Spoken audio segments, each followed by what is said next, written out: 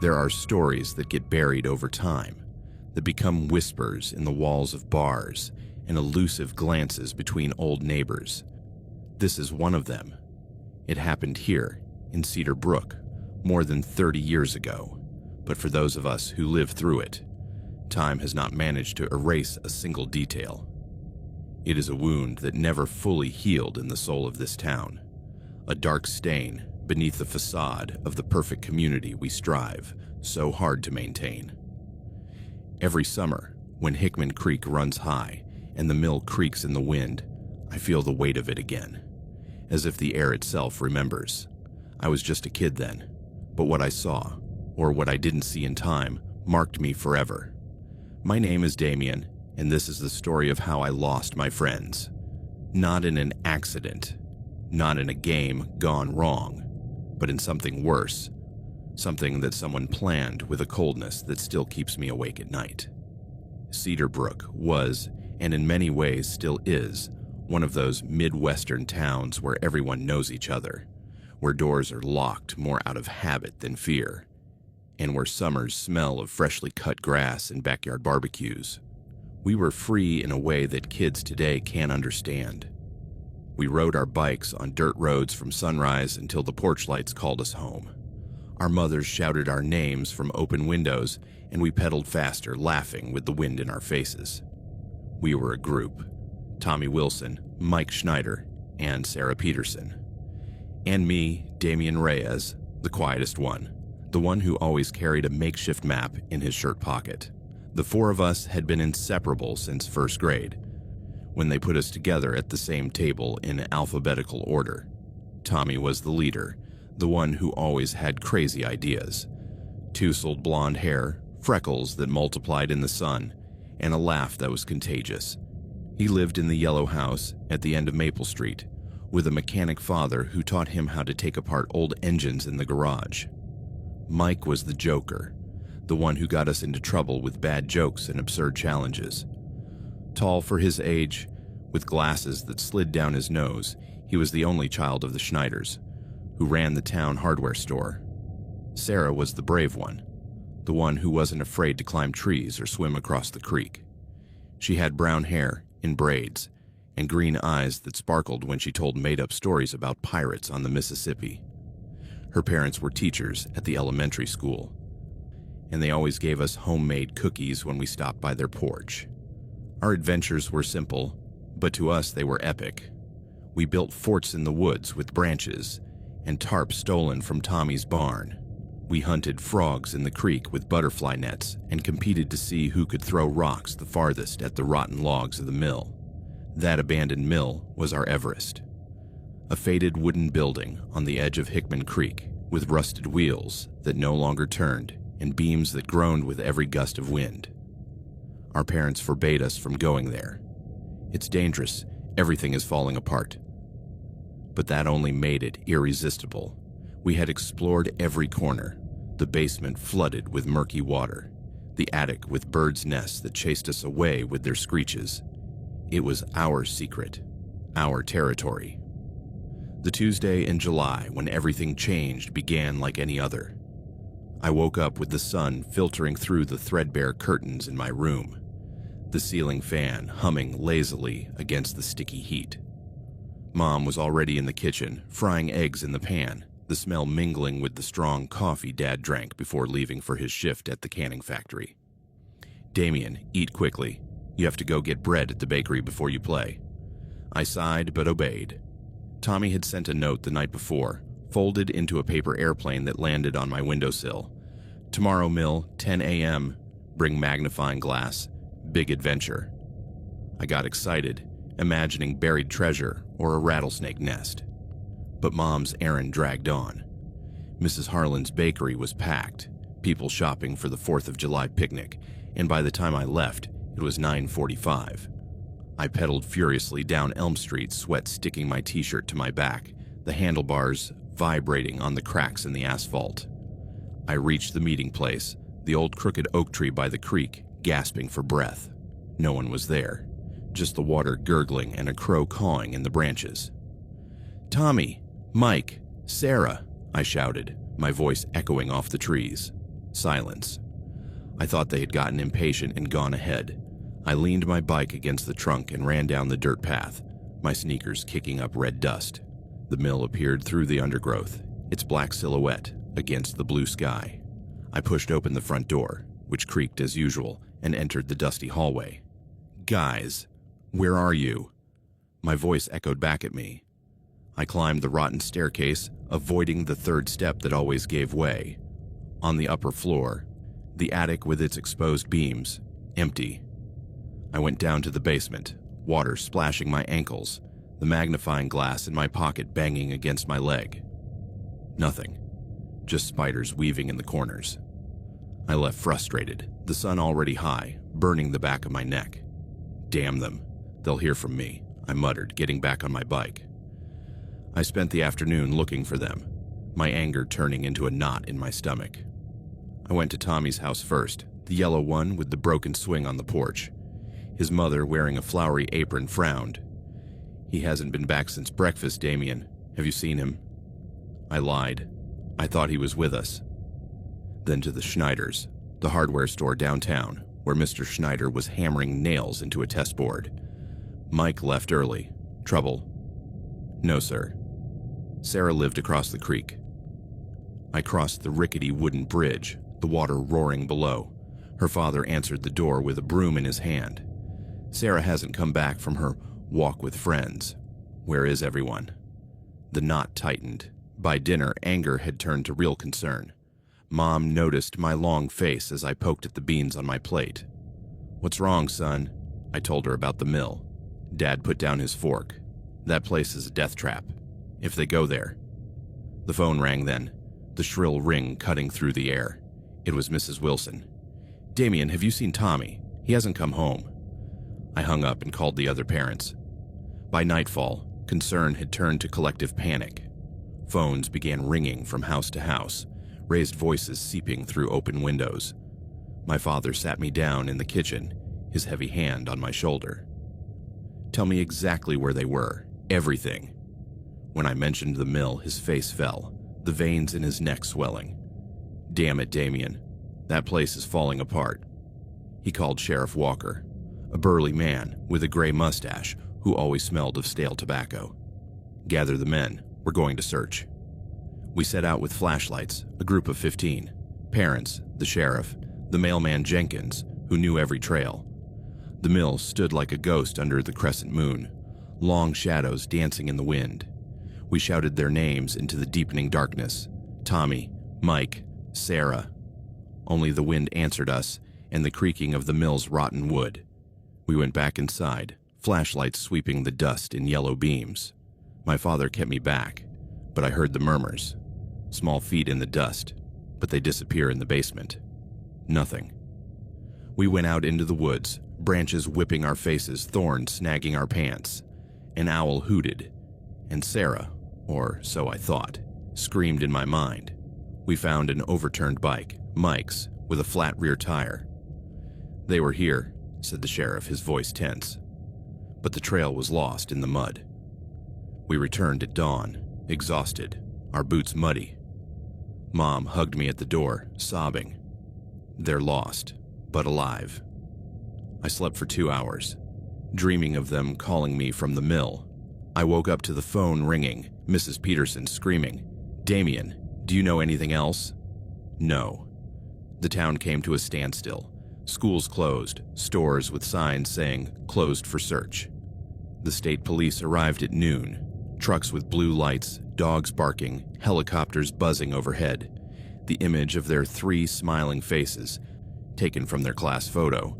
Tommy with his crooked smile, Mike winking, Sarah with perfect braids, filled television screens, and flew on posters stuck to every window, lamppost, even the church bulletin board. Missing Tommy Wilson 12, Mike Schneider 12, Sarah Peterson 12, reward $5,000. The official theory was that they had gotten lost in the woods, perhaps falling into the stream swollen by spring rains. Door-to-door searches, volunteers combing cornfields. But I knew that Tommy, Mike, and Sarah knew those woods like the back of their hands. We had camped there, marked trees with our initials. Something else had happened. That night, alone in my room, I heard footsteps on the porch. I peeked out, nothing, but the wind whispered their names. The next 3 days were a slow, agonizing nightmare. Day 1. More helicopters. Dogs sniffing Mike's bike. They found one of Sarah's shoes in the creek, floating like an omen. Mrs. Peterson fainted on the bridge. I helped hand out flyers, my hand shaking, sticky glue on my fingers. Neighbors whispered, "Stranger in the diner last night." Tension in the air, like before a storm. Day 2. Divers in the creek, nets dragging the muddy bottom. Nothing. Parents keeping vigil in the church, candles flickering. I couldn't sleep, blaming myself. If I hadn't been late. Mom gave me sleeping pills, bitter on my tongue. Day 3. The sheriff questioned everyone. To me. "Damien, did you see anything strange before? Anyone following them?" I shook my head, but I remembered old Miller in his trailer, eyes fixed on us from the window. On the 4th day, Sheriff Walker and his men found something. Not in the woods, but on the edge of the Henderson farm. A quiet family, somewhat removed from the social life of the town. The Hendersons owned acres of dry corn, with a cracked Victorian house and a barn that smelled of old hay.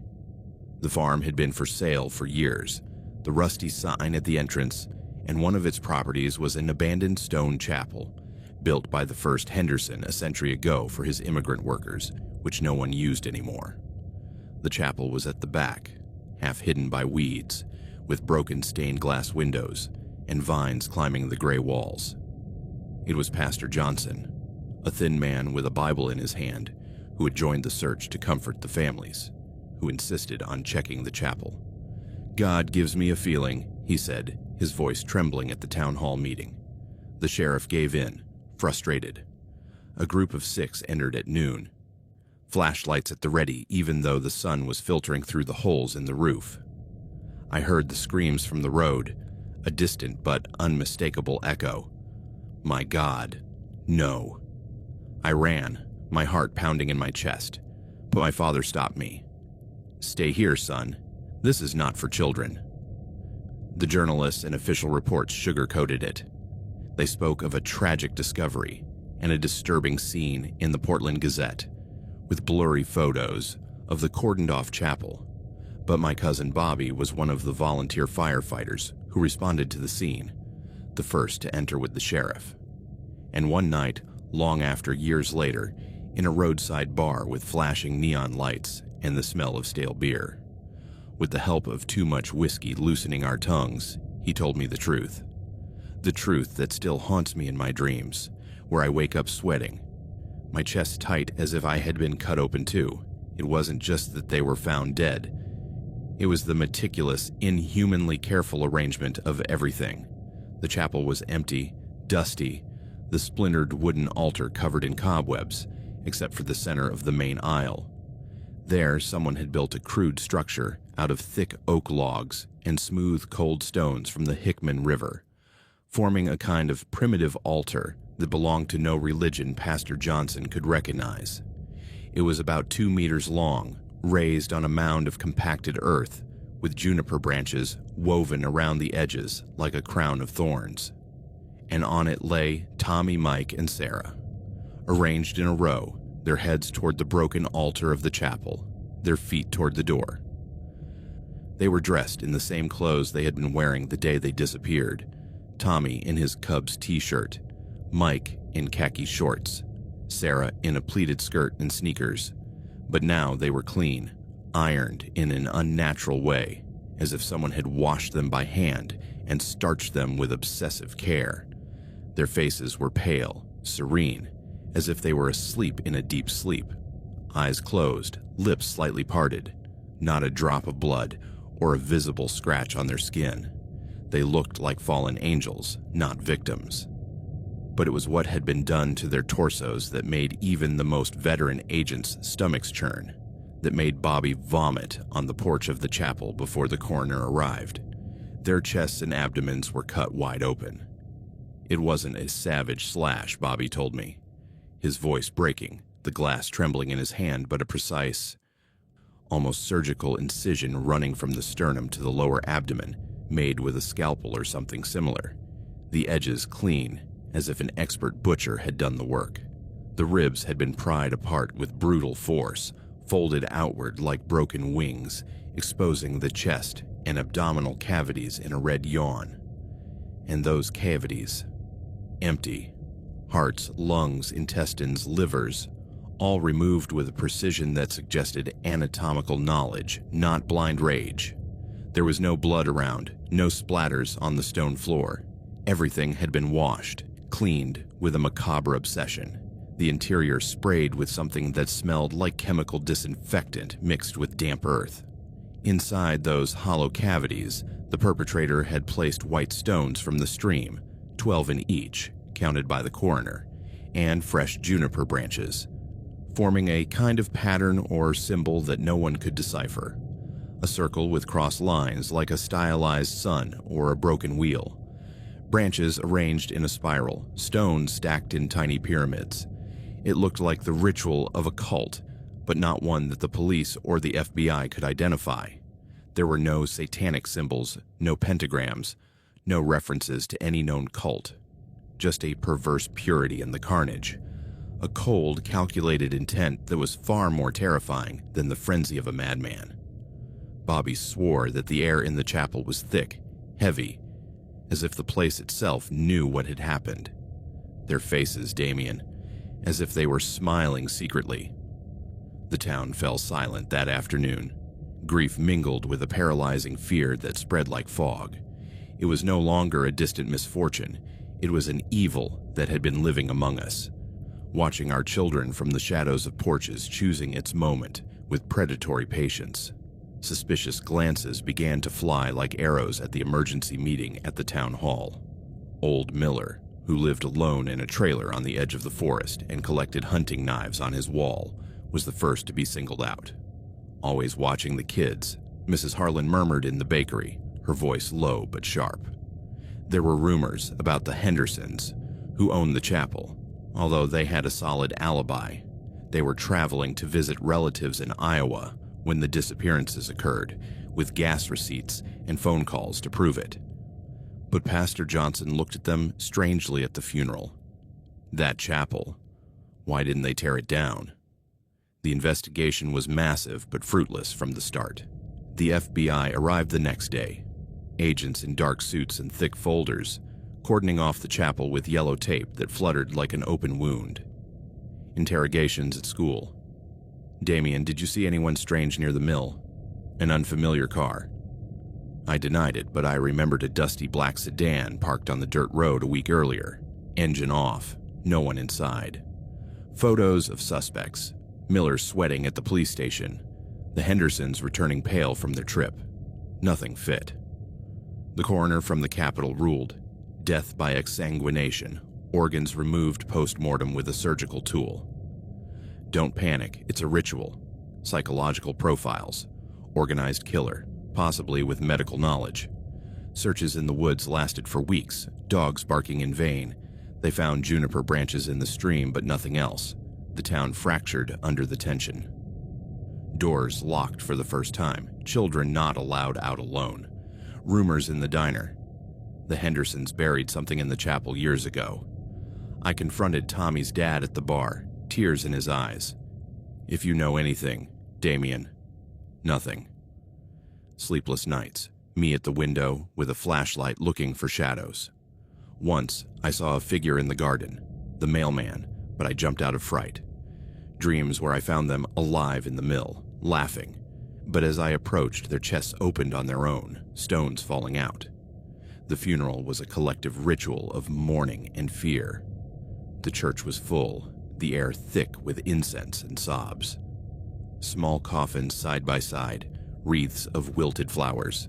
The Wilsons clung to each other, the father sobbing at the pulpit. The Petersons fainted in the pews. But the Schneiders, they didn't show the grief you'd expect. I'm not saying they weren't affected. They were, in some twisted way. Mrs. Schneider, normally an effusive woman who hugged everyone at the hardware store, was restrained, almost cold during the ceremony. Her crying sounded fake, like an actor who doesn't know the script well. Measured sobs, a handkerchief dabbing dry eyes. Mr. Schneider, a serious, hard-working man with calloused hands from nailing shelves, seemed more irritated than heartbroken, frowning at the murmurs, as if his son's death were a monumental inconvenience rather than a heartbreaking tragedy that tore his soul apart. We all noticed. At the cemetery, under the 100-year-old oak tree, as the coffins were lowered with creaking ropes, the Schneiders stayed behind, the father murmuring something to the mother, she nodding stiffly. They did not join the circle of hugs. "It's the shock," my mom said at home, her voice trembling as she washed dishes. "Everyone deals with grief in their own way." But it didn't add up. The Wilsons and Petersons were in tears, clinging to each other on the church porch, their pain a living animal consuming them, visible in the dark circles under their eyes, in their shuffling footsteps. The Schneiders, on the other hand, seemed to be playing a role, their condolences mechanical. "Thank you for coming." That night, I heard my parents whispering in the kitchen, "Something's not right with them." Mike always said their house was weird. And then the strangest thing, 3 months after the tragedy, just as the town was beginning to try to pull itself together, schools reopened with guards at the doors. Summers shortened by curfews. The Schneiders packed up their belongings and moved away. They didn't say goodbye. There was no farewell dinner at the diner, no notes on the doors. Simply one October morning, with yellow leaves covering the streets, the Schneider house was empty. Furniture covered with dusty sheets, the garage swept, a "for sale" sign nailed in the front yard by a local real estate agent. The sheriff called. "They went to Kansas, buddy." That's all they said. But no one saw them load the moving truck. No one heard engines at midnight. It was never known who was responsible. The case remains officially open, but cold as the creek in winter. The only strange thing is that the family of one of them showed no sadness at his death. They just seemed to be faking grief, and after a few months, they moved to another town. Subsequent investigations, I reviewed files in the library years later, as an adult, mentioned possible covert complicity, but nothing has been proven. Did the Schneiders know something? Were they involved? Or did fear of the truth drive them away? Sometimes, when I pass by the Schneiders' empty house, now rented to strangers who don't ask questions, I wonder, what did they know? What forced them to pretend? Were they part of something dark in Cedar Brook, a secret buried with the Hendersons? Or had they discovered something so terrible about their own son? Perhaps Mike saw something at home he shouldn't have, or about the truth of what happened. That fear overcame grief. The idea that they could be linked in some way to the monstrosity that ripped out Tommy's, Sarah's, and Mike's hearts is a thought I can't bear. It's easier to believe in a lone maniac, an outsider, who passed through like a ghost, but Cedar Brook doesn't welcome outsiders. It's us. It always has been. The 3 children rest in the local cemetery, under clean granite headstones with carved angels looking up at the sky. Tommy in the center, Mike on the right, Sarah on the left. I visit every July and leave white stones from the creek on the bases. But the truth of what happened to them, the why, and the who, lies buried in a much deeper and darker place, and in the eloquent silence of a family that vanished, leaving behind a secret that is perhaps even more terrifying than the crime itself. Because if they faked it, who else did? And when will it return?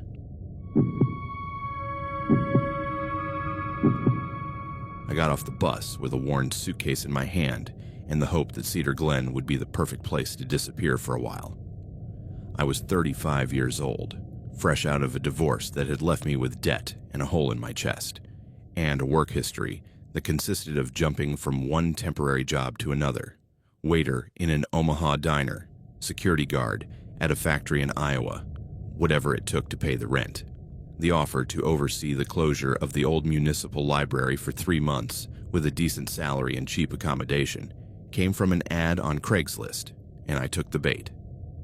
Easy work in a quiet town, it said. I needed silence to lick my wounds, a place where no one would ask about my past, where I could pretend that the world hadn't chewed me up and spat me out. The bus roared away, leaving a cloud of dust that settled slowly on the gravel road. Cedar Glen stretched out before me, a valley between wooded hills, wooden houses lined up on a main street with no traffic lights, the air heavy with pine and damp earth. The peace was so thick you could almost touch it, but even then, with the midday sun warming the back of my neck, I felt a twinge. Something wasn't quite right.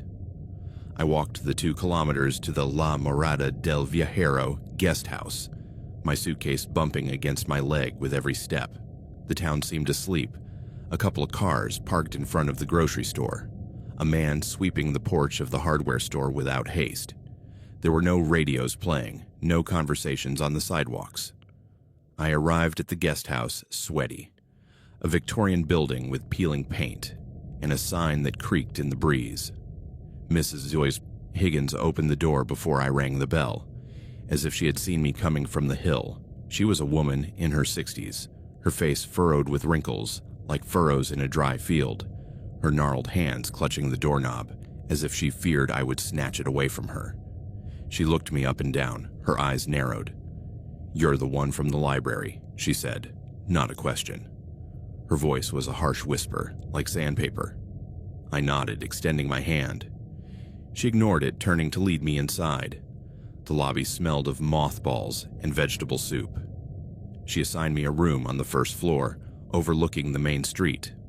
An iron bed with starched sheets, a wardrobe that creaked when opened, a sink with water that took a long time to heat up. "The rules are simple," she said, leaving the key on the nightstand. "No noise after 9. Dinner is at 7 sharp, and don't bother the neighbors with questions. We value privacy here."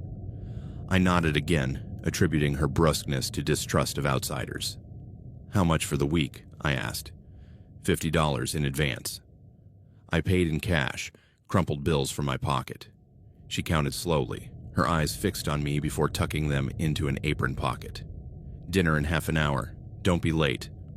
I climbed the creaky stairs, the floor groaning under my boots. The room was austere.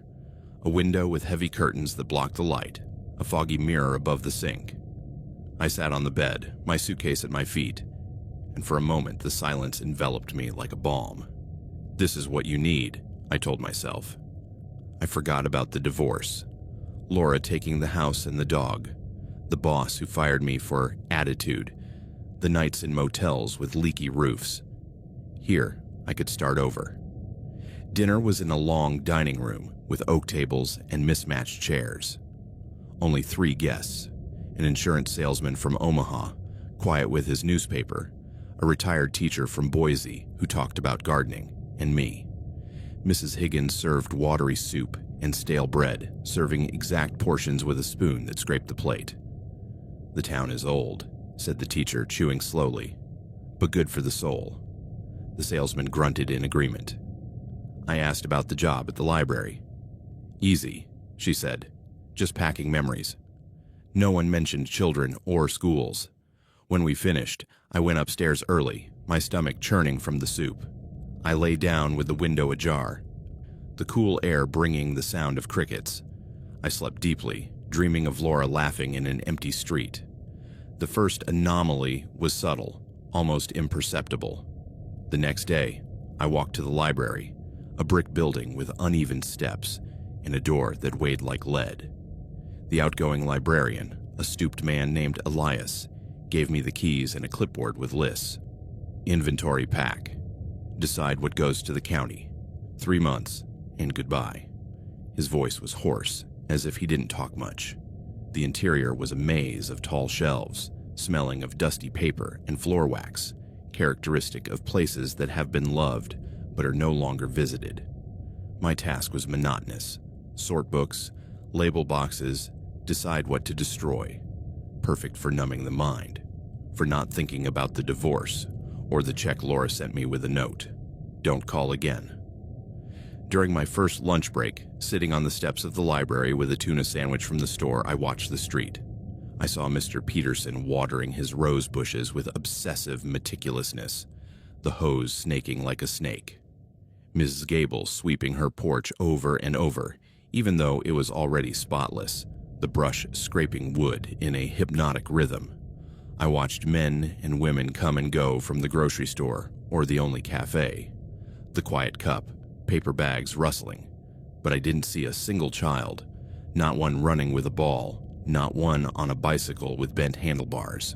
The silence was total, broken only by Peterson's hose or Gable's broom. At first, I thought it was a coincidence.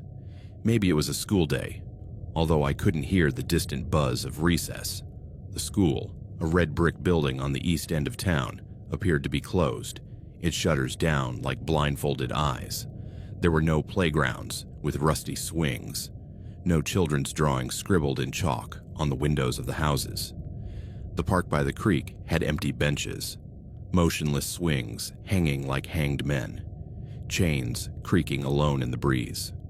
I finished my sandwich, the dry bread sticking in my throat, and went back inside, shaking my head.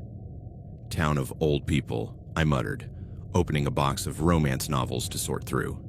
The following days were a calming routine. Breakfast at the boarding house, burnt scrambled eggs, and watered-down coffee. A walk to the library under a sun that warmed the hills, hours sorting dusty volumes. Lunch on the steps. Watching the town like a spectator, always the same. Peterson with his hose, Gable sweeping, a mailman delivering envelopes without looking at anyone. I asked Elias one afternoon as we sealed a box of encyclopedias. "Where are the children? I don't see any." He paused, the hammer in midair. "There aren't many. The town is for adults." His voice was flat, and he changed the subject to a book of poetry he had found. I didn't press him, but the seed was planted. By the second week, the absence became a presence, a gaping hole. I walked through the park on a Saturday, hard benches beneath my weight, the creek gurgling alone. I saw still swings, a slide with cobwebs on the railings. A group of men were fishing in the water, rods motionless, chatting quietly about the weather. "Good day for trout," said one. I asked, "Aren't you bringing the kids?" They fell silent, rods trembling. "Not biting today," muttered the oldest, and they walked away. The rejection was subtle, but it left me with a knot in my stomach. I returned to the boarding house, the walk back longer, shadows of pine trees stretching like fingers. I tried to strike up a conversation at La Taza Sosegada that afternoon, pushing open the door with its tinkling bell. The owner, Walter, a burly bald man in a stained apron, was cleaning the bar. I ordered coffee, black. "It's a very quiet town," I remarked, stirring sugar I didn't need. "Ideal for unwinding." "That's right," he replied, the rag spinning in circles. "I haven't seen any children. It must be an ideal place to raise a family with so much silence and space." Walter's hand stopped. The rag hung suspended above the porcelain, drops of water falling slowly. His gaze, which had been indifferent before, turned icy, his eyes narrowed to slits. The coffee grew cold in my cup. "It's not something we talk about," he said, his tone flat but with a cutting edge. He turned his back and began cleaning the coffee machine furiously, the metal squeaking. The only other customer, a farmer in a hat, looked up, then quickly looked down. I left without finishing my coffee, the jingle sounding like mocking laughter. Outside, the sun was setting early, staining the hills blood red. I walked back, quick steps, feeling eyes on the back of my neck. The discomfort turned into a constant itch under my skin. That night, at dinner, the retired teacher mentioned an autumn festival, October 23rd. The whole town goes. I asked about children at the festival.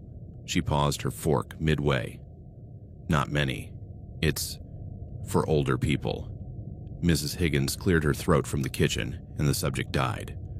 I slept poorly, the sagging mattress creaking, dreams of Laura with a child that wasn't mine, laughing in an empty park. Days turned into weeks. The absence of children became an ominous presence, a hole in the center of everything. I began to notice other details that set my nerves on edge.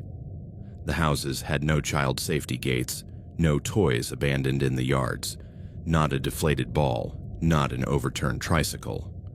The parked cars had no child seats in the rearview mirrors, no baby on board stickers. At the grocery store, pushing a cart through narrow aisles, there were no shelves with sugary cereals, diapers, or juice boxes. I asked the cashier, a rosy-cheeked woman named Mabel, "Don't you carry cookies for kids?" She scanned my cans of soup without looking at me. "No demand." Her voice was neutral, but her fingers drummed on the counter, a nervous tick. I began asking discreet questions, shifting focus so as not to alert anyone. I asked Mrs. Higgins about the closed school one morning while she was folding sheets in the lobby. "It closed years ago," she said, darning a sock with needles that squeaked like teeth.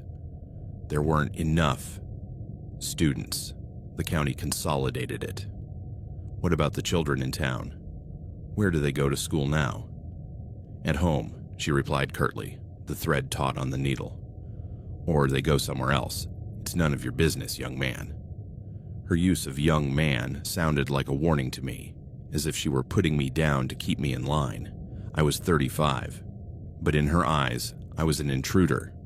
I nodded and went upstairs, but the comment lingered in my mind all day in the library as I labeled a stack of yellowed atlases. At home, all of them. The village had about 200 souls. It was impossible for them all to be homeschooled without a young soul in sight. The itch grew. I began to feel watched, a tingling at the back of my neck when I walked down Main Street. I noticed how conversations on the sidewalks died down when I approached. 2 women by the hardware store, suddenly silent, forced smiles. How the curtains in the houses moved slightly as I passed, a finger pulling back the lace. The town no longer seemed peaceful to me, but watchful, like a sleeping animal that feigns indifference, but follows every movement. One afternoon, coming back from the store with a bag of apples, a car drove by slowly, a black sedan with no license plates, the driver wearing a low hat staring at me. I quickened my pace, my heart pounding, and entered the boarding house, panting. Mrs. Higgins was in the lobby, cleaning a vase. "Everything okay?" she asked, her eyes sharp. "Yes, just the heat." A lie. That night, I checked the window 3 times before going to sleep, the latch creaking. I tried to distract myself with work. I sorted entire sections: local history, mystery novels, gardening manuals. Elias came once a week to check on my progress, nodding at my lists. "You're doing well. On October 23rd, you'll sign the partial closure." I asked about the festival. "It's traditional. The whole town." His voice tightened, and he left quickly. The turning point came on a Tuesday in the 3rd week. I had gone to the mayor's house, Mr. Ziegler Davies, to sign some documents related to the library, transfer of files to the county. His house was large, at the end of Oak Street, with a wide porch and a flag fluttering loosely. Davies was a man in his 50s wearing a wrinkled suit and a loose tie with eyes that didn't blink much. He made me wait in his office, decorated with framed diplomas and a dusty American flag, while he searched for papers in a drawer. My gaze fell on the wall calendar. It was one of those large ones with boxes for each day, thick numbers in black. And in the box for October 23rd, someone had drawn a thick circle in fresh red ink, the line uneven like a racing pulse. There was no note, just that circle, ominous and lonely, surrounding the date like a cattle brand. Davies returned with the papers, clearing his throat. I signed quickly, the pen scratching the paper, and left with an excuse about lunch. The next day, delivering a package of donated books to Mrs. Gable's house, she had requested sewing manuals. I saw the same calendar in her kitchen, hanging next to the slow-ticking wall clock. And there it was, the red circle around October 23rd, identical in thickness and ink. "Thank you, young man," Gable said, signing the receipt with a trembling hand. "What is the 23rd? A festival?" She paused, the pen suspended. "A tradition, don't worry." Her voice was a thread, and she closed the door softly but firmly. The obsession took hold. At the post office, waiting my turn for a stamp, I saw the calendar in the display case behind the counter, the red circle standing out like blood. The clerk, a woman with thick glasses, avoided my gaze. At Walter's Cafe, ordering a sandwich, the calendar behind the bar had the same circle. "Hey, Walter, what's going on the 23rd? He wiped the counter harder, the rags squeaking. Nothing for outsiders. The rejection was a wall, but the fear in his eyes, a quick blink, froze me. A date. Marked in every home, in every business. A date that seemed to mean the same thing to everyone, a shared secret that excluded me. That night, at the boarding house, I didn't sleep. I sat by the window, curtains half open, watching the empty street. A car drove by slowly, the black sedan again, headlights sweeping across facades. Was it looking for me? My heart pounded until dawn. Paranoia grew like mold. I spent hours in the library, but I no longer worked calmly. I rummaged through old files during breaks, looking for something, anything, that would explain the enigma. I found city council minutes from decades ago, disputes over fences, budgets for roads, nothing about children, births, or schools beyond 2003. Weather reports with droughts, tax records with repeated names, families without heirs. It was as if the history of childhood in Cedar Glen had been meticulously erased, pages torn out or never written. One rainy afternoon, the dusty basement became my obsession. I went down with a flashlight, the beam dancing on low beams, the damp air clinging to my skin.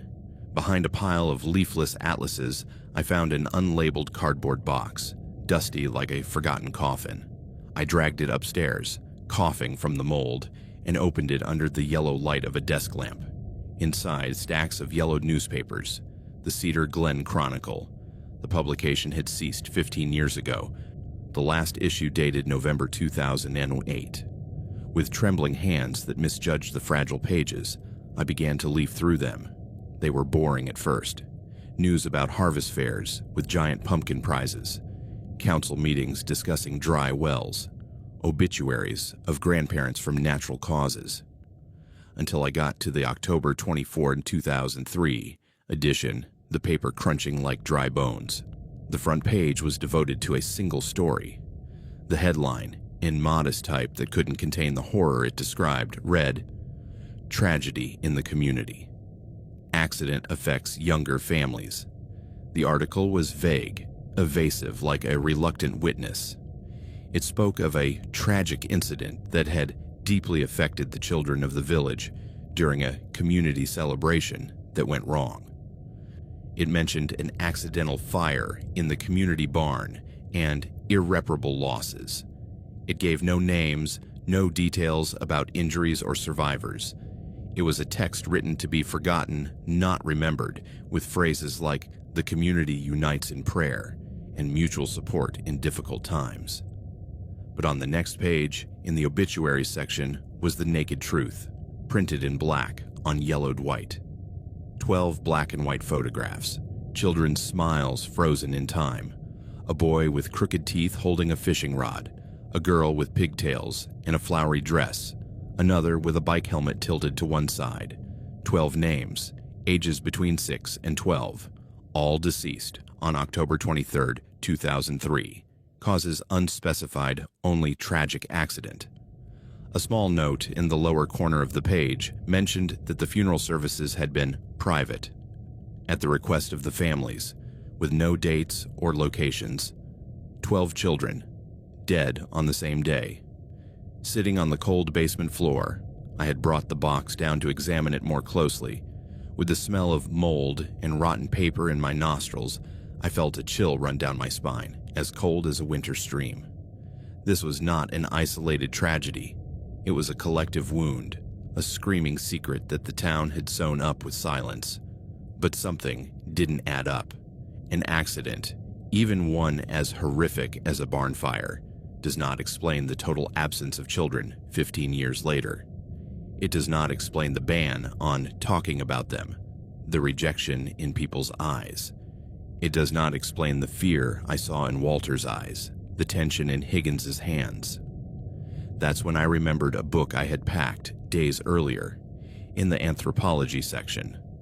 An old, worn treatise on agricultural rituals in isolated communities in the Midwest. I searched for it among the stacks of boxes, with a feverish urgency that left my fingernails dirty with dust, my heart pounding in the silence of the empty library. I opened it to the section that talked about offerings of renewal in ancient pioneer cultures, not indigenous but European settlers who brought superstitions from their homelands. Rituals where the most precious things were offered to the earth to ensure harvests, ward off pests, and guarantee the community's survival through harsh winters. The sacrifice of the innocent, the text said, symbolized purity, renewing the covenant with the invisible. My mind, clouded by horror and lack of sleep, I had spent entire nights awake, counting cracks in the ceiling, began to connect the loose threads. An isolated village in a forgotten valley. A tragedy that was not an accident, but the beginning of something.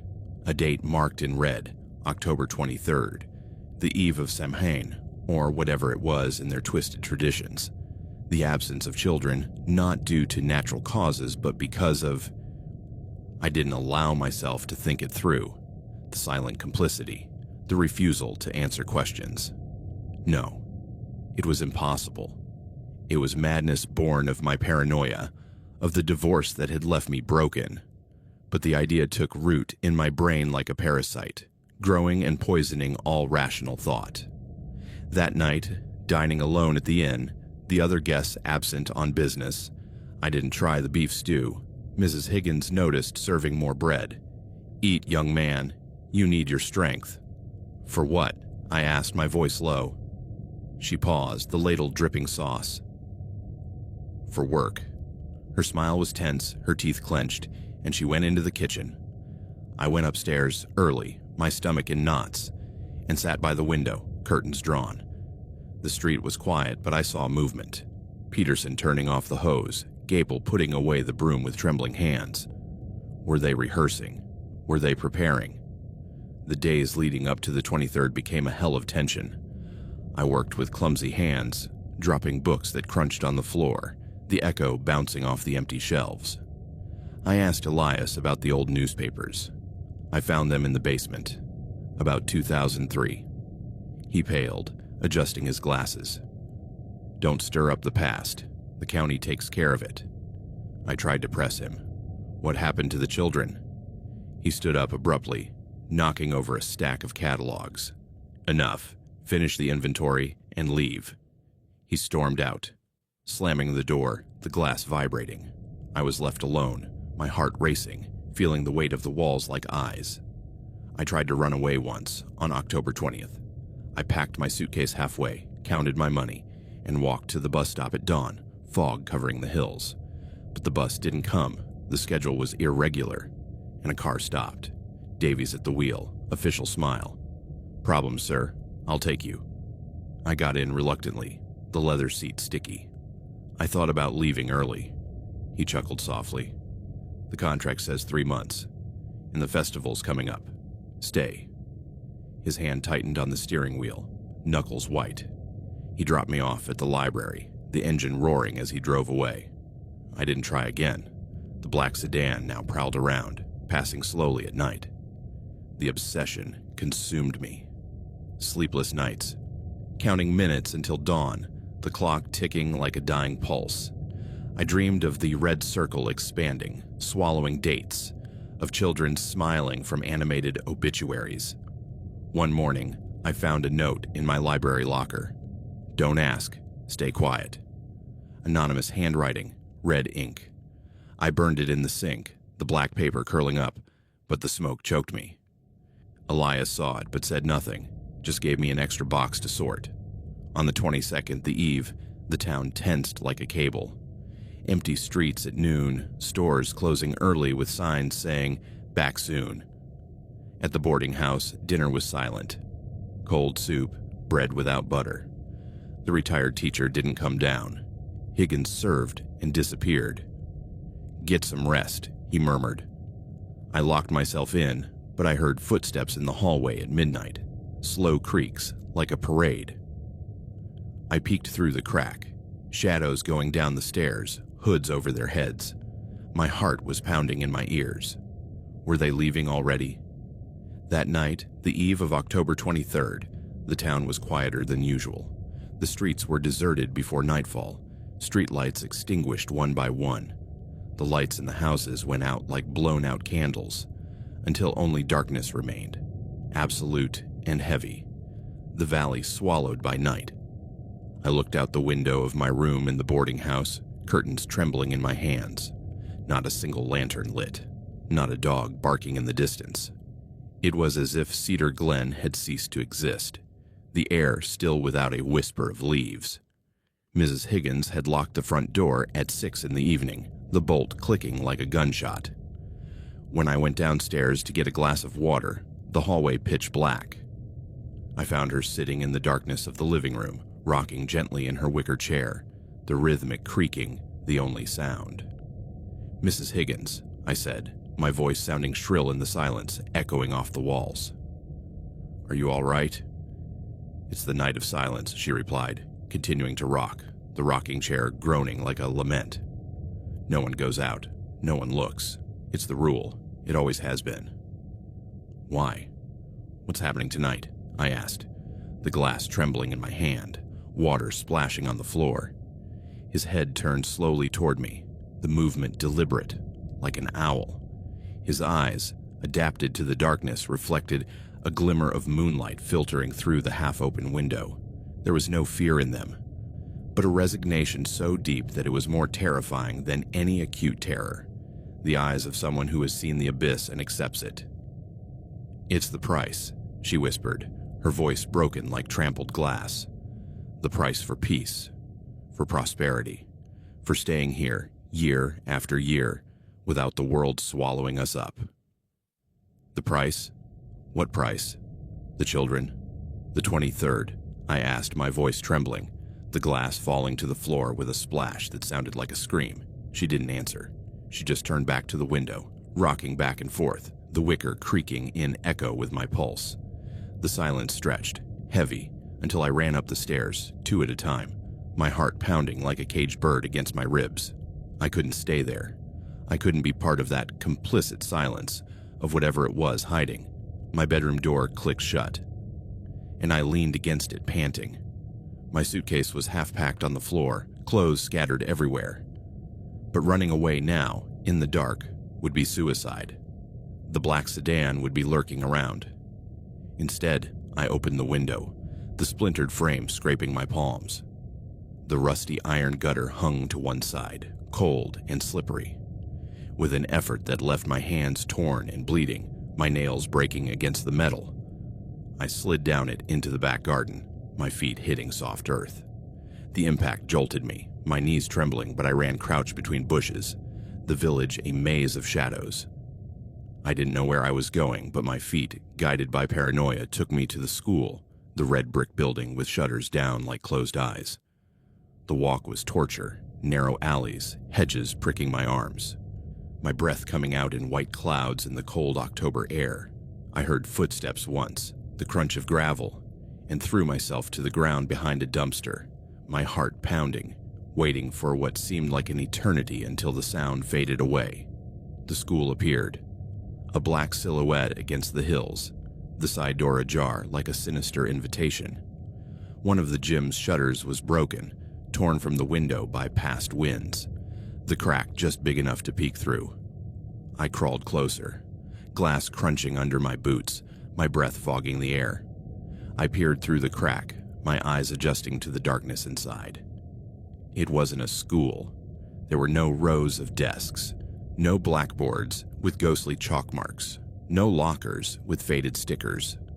The large interior space, which must have been a gym or auditorium, was empty. The worn wooden floor marked by old scratches, except for the center. There, in a perfect circle drawn with white chalk on the floor, were 12 thin mats, arranged like the spokes of a broken wheel, and on each mat was a child. They were not ghosts or illusions of my broken mind. They were flesh and blood children, perhaps brought in from outside in trucks at night, perhaps. I didn't allow myself to think it through. the horror rising like bile. There were 12 of them, all between the ages of 6 and 12, small, pale bodies trembling slightly under the dim light of candles placed around the perimeter of the circle, flames flickering shadows on the walls. They were naked, goosebumps rising in the cold, their hands loosely tied with soft ropes that did not cut but immobilized them. Their eyes were open but empty, pupils dilated like black wells, drugged with something that kept them still, submissive, without a sob or a whimper. A boy of about 8 with tousled blonde hair stared at the ceiling with an absent expression. A girl of 10, with messy pigtails, blinked slowly, as if in a forced dream. And around the circle, standing silently, with coarse cloth hoods over their heads, hoods that hid their faces but not their postures, were the adults of Cedar Glen. I recognized Mr. Peterson's stooped posture, shoulders slumped, as if carrying the weight of his rose bushes, Mrs. Gable's gnarled hands clasped in front of her chest, as if in twisted prayer, Walter's bulk, his belly pressing against his hood. They were all there, or almost all, Mayor Davies at the front, hands in his pockets, Mrs. Higgins to one side, rocking subtly as if in an imaginary rocking chair. Mabel, the cashier, her glasses reflecting the candlelight. 100, perhaps, the entire town except for those who were sick or pretending to sleep. There was no raised altar, no symbols engraved on the floor, no guttural chants. Just the circle, the children and adults watching in a silence that weighed like lead. There was no rush, no frenzy of blood and screams. Just a slow, meticulous, horribly calm ceremony. Like a council meeting, but rotten at its core. Davies stepped into the center, his hood casting shadows across his face. He took an object from his pocket. Not a ritual knife, but a long syringe, its needle glinting silver in the candlelight. The air thickened, my breath fogging the glass. Davies knelt beside the first child, a 6-year-old boy, pale freckles on his nose, and sank the needle into his thin arm, the plunger slowly pushing a clear, glistening fluid. The child barely flinched, a sigh escaping, eyes closing tighter. Davies stood up, passing the syringe to the next. Peterson, hands trembling but steady, injecting the neck of a 9-year-old girl, her pigtails falling limp. The nightmare unfolded with unbearable slowness, shifts passing like a broken clock. There were no screams. The children, in their chemical stupor, barely moved, limp bodies receiving the dose with animal resignation. Gable placed his in the leg of a 7-year-old boy, muttering something under his breath, a prayer, an apology. Walter Burley leaned awkwardly over an 11-year-old girl, the needle slipping once on her sweaty skin, a muffled moan escaping her. The only sound, like a knife in my chest. Higgins was last, injecting the last child, a 12-year-old boy whose eyes for a second focused on hers, a flicker of pure terror before going out. Other adults did not inject. They approached and placed a hand on the child's forehead, a gesture meant to be benevolent, but rotten with meaning. Intoxicated blessing, acceptance of the offering, like parents bidding farewell to children at the wrong train station. Mabel touched a girl's cheek, her finger tracing a dry tear. Postman Jenkins murmured, "For the greater good," over a sleeping boy. It was a sick communion, the circle closing in silence, candles dripping red wax on the floor. I understood the truth then, and it was as if the ground opened beneath my feet, the world tilting. It was not a sacrifice in the classic sense of blood and fire, not a primitive ritual of dismemberment. It was a purge, an annual cleansing. Every October 23rd, Cedar Glen renewed its peace, its prosperity and harvests, its isolation from outside scrutiny, by getting rid of what it considered a burden, a risk, or simply the price to pay for its damned tranquility. They offered up their children, or children kidnapped from out-of-town buses, from nearby towns, from who knows where, in a ritual of death disguised as a necessary tradition, slow-acting poison injections that killed them within hours, bodies laid out in a circle until dawn, to return them to the earth. The 12 children of 2003 did not die in an accidental fire. They were the first documented offering, or perhaps just one of many over the years, the accident a cover for the county. The deterioration in my mind was instantaneous. Sanity shattered like glass underfoot, sharp fragments in my vision.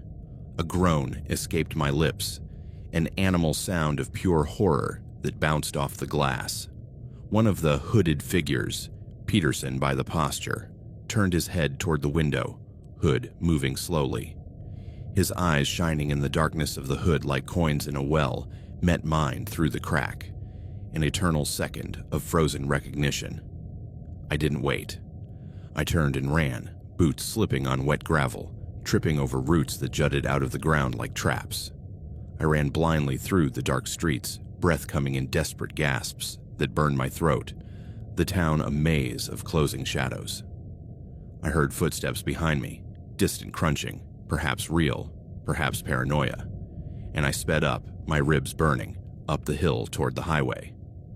A bush snagged my jacket, tearing the fabric, but I kept going, tears mixing with sweat. The creek roared to my left, tempting me to jump, but no. I reached the boarding house, gasping for breath, the back garden a blur, and climbed up the gutter again, nails breaking on the metal, falling once to the ground with a thud that knocked the wind out of me. I climbed through the window, closing it with bleeding hands, and collapsed against the wall, muffled sobs shaking my body. The next day, October 24th, Cedar Glen came back to life as if nothing had happened. Doors creaked open in the morning. People stepped out onto the street with measured steps. Mr. Peterson watered his rose bushes with the hose snaking around, drops glistening on petals. Mrs. Gable swept the porch, the brush scraping in a hypnotic rhythm. Walter opened the cafe, the bell tinkling as usual. But now I saw the truth behind their eyes, a subtle emptiness, guilt buried in forced smiles, the horrible normality that concealed an organized monstrosity, like a clock ticking away the hours after a crime.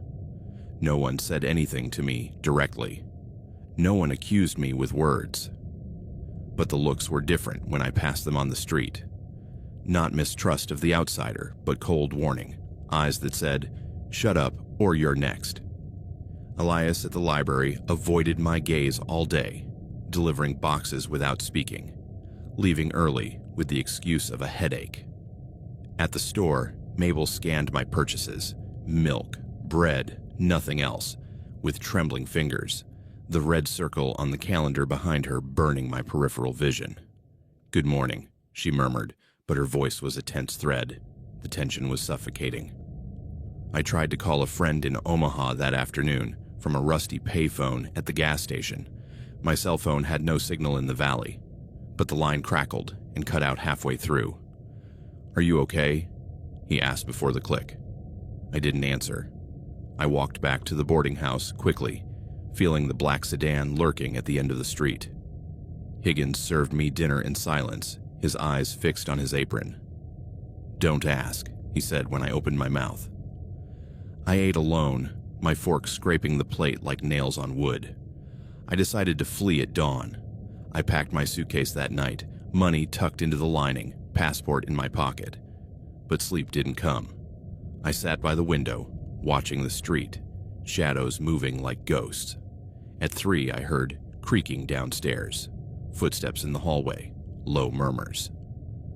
I peeked out, Higgins talking to Davies at the door, tense voices. He saw it. "We have to..." The rest was lost in the wind. I hid under the bed, dust tickling my nose, until the gray dawn filtered through the curtains. I went downstairs with my suitcase, pretending to be normal. Higgins was in the kitchen, making coffee. "I'm leaving today," I said, my voice firm. "Contract terminated." She paused, cup in hand. "The bus leaves at 9. Wait." I nodded, but walked out to the highway, suitcase heavy, the sun rising slowly. The gas station was empty, the payphone hanging disconnected. I waited, thumb out for cars, but none stopped. Just glances through windows, speeding up. The black sedan passed twice, slowly, Davies at the wheel, smiling. At 10, a rusty pickup truck stopped, farmer in a hat. "Hop in, stranger." I did, relieved, the engine roaring as it started. "Nice town," I said.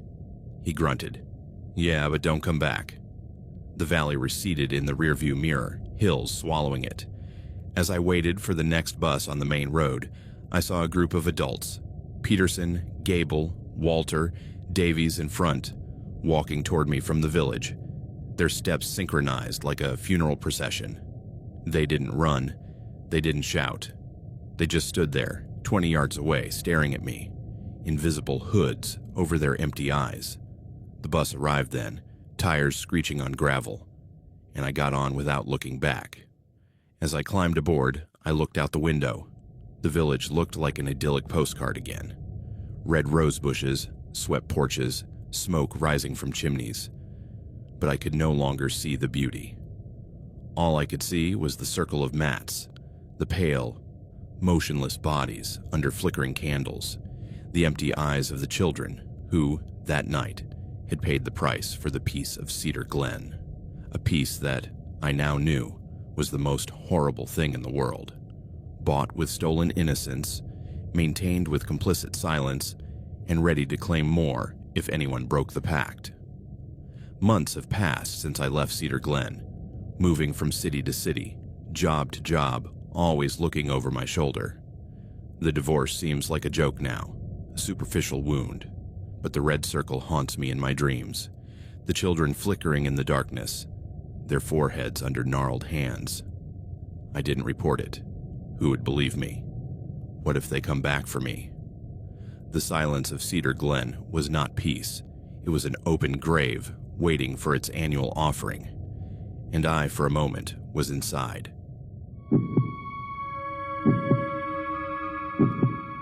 I came to Arbor Glen looking for a fresh start.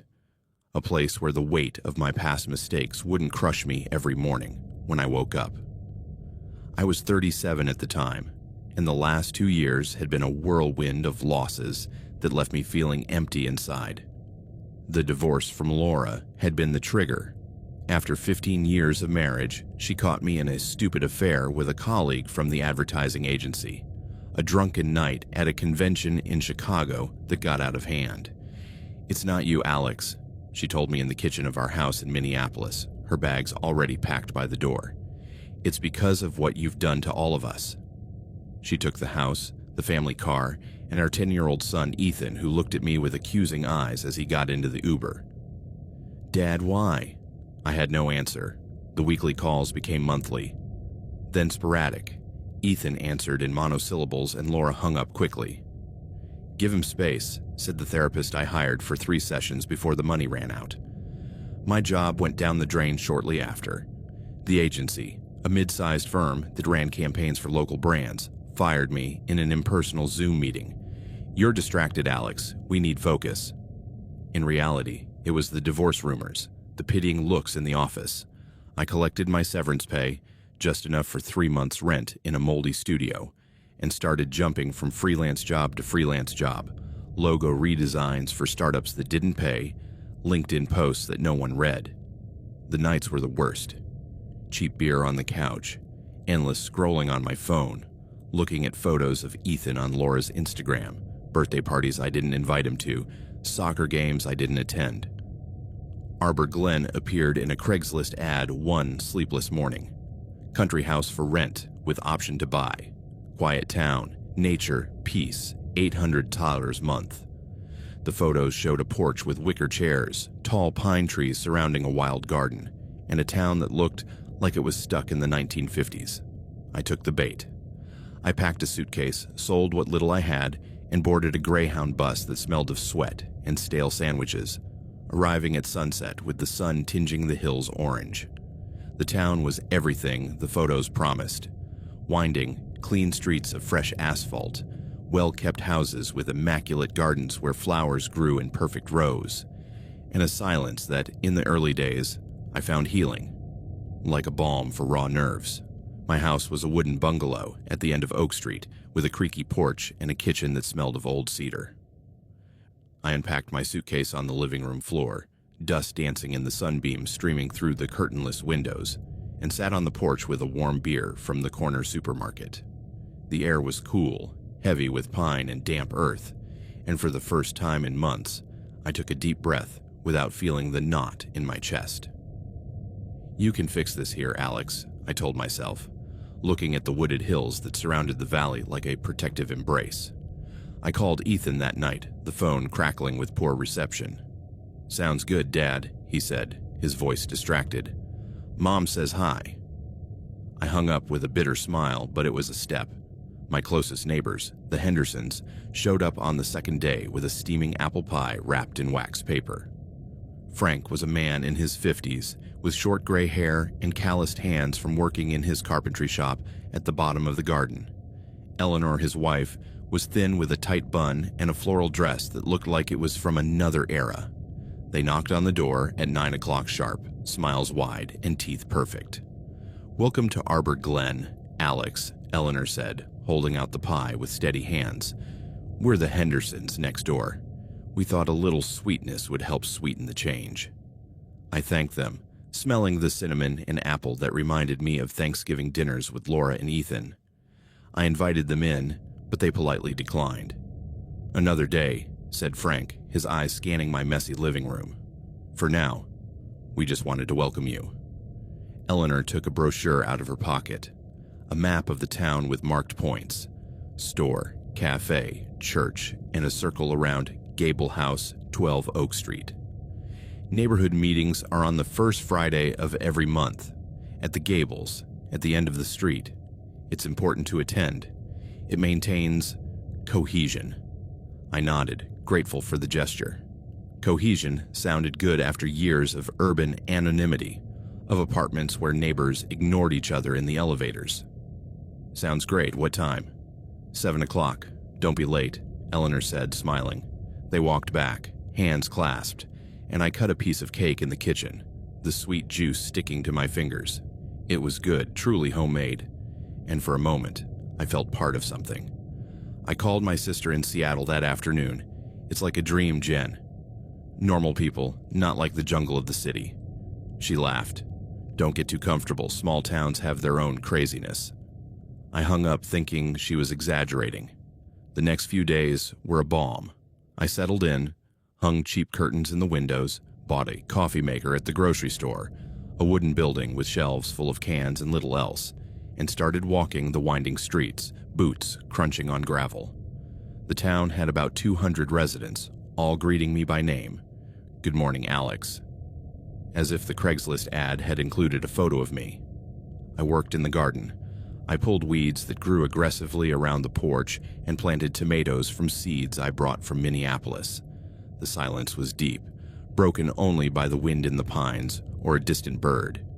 In the evenings, I sat on the porch with a beer, looking at the stars without light pollution, and for the first time in months, I didn't think about Laura or Ethan, or at least, not as much.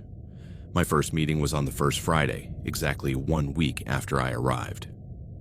I dressed casually, clean jeans, button-down shirt, and walked down Oak Street under a rapidly darkening sky. The Gable House was the largest at the end of the street, a 2-story Victorian with lights on the porch and a garden of rose bushes trimmed into geometric shapes. I knocked on the door at 6:55, early just in case. Robert Gable opened it, a man with a broad face and a trimmed beard, eyes that didn't blink much. "Alex, right on time. Come in." The interior was warm, smelling of coffee and cake, but the air had a subtle tension, like before a storm. The meeting was held in the dining room, a room decorated with antique furniture, chairs upholstered in worn velvet, an oak table that gleamed under the chandelier. There were about 20 people, all smiling, all calling me by name as if they had known me for years. "Alex, sit here." "Alex, coffee." I settled in at the end of the table, uncomfortable but flattered.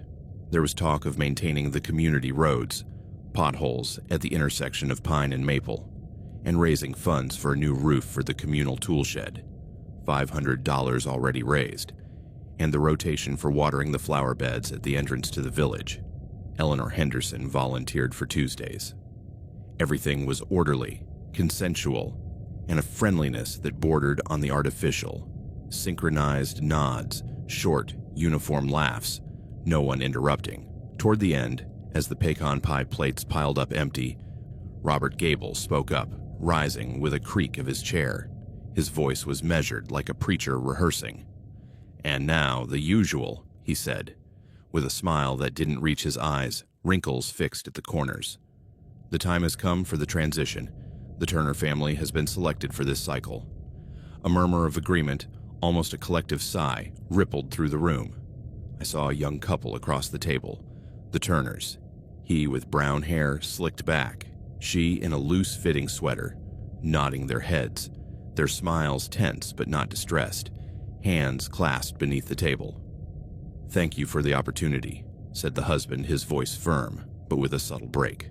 The woman added, "It's the best thing for us." "We wish you the best in your new beginning," Gable continued, bowing his head as if in blessing.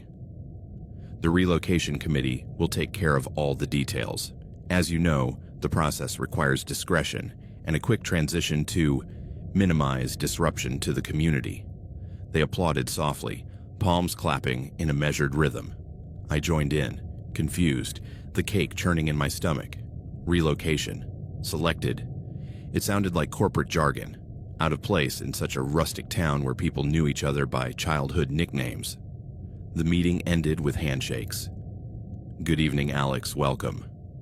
And I walked back under cold stars, the apple pie weighing heavy in my hand. I called Jen that night.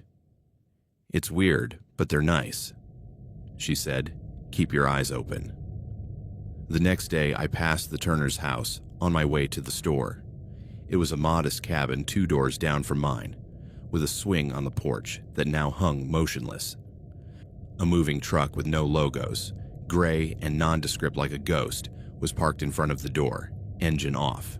3 men in blue overalls, moving efficiently and quietly, clean-shaven faces, work gloves, were loading furniture, a flowered sofa, a dining table, boxes labeled kitchen. No sign of the Turners. I asked one of them, the tallest one with a scar on his cheek. "The Turners." He paused, box in his arms, and muttered, "They're gone." Early. By noon, the house was empty, the porch swept, curtains drawn. By evening, a "for sale" sign was planted in the front yard, the metal plate gleaming in the sun. The speed was the first thing that struck me as unnatural, as if the family had evaporated in a matter of hours. I tried calling Ethan to distract myself. "Dad, where are you now?" "In a cool town. I'll send you photos." But the phone beeped, weak signal, and I hung up in frustration. The uneasiness began as a low, ignorable buzz. I continued with my routine. Mornings in the garden, pulling up roots that resisted like clinging fingers. Afternoons walking to the stream, clear but cold water soaking my shoes. Frank Henderson stopped by one afternoon, tools in hand. "Good job on the weeds, Alex. Cohesion starts at home." I nodded but asked about the Turners. "They moved to a better place. New job."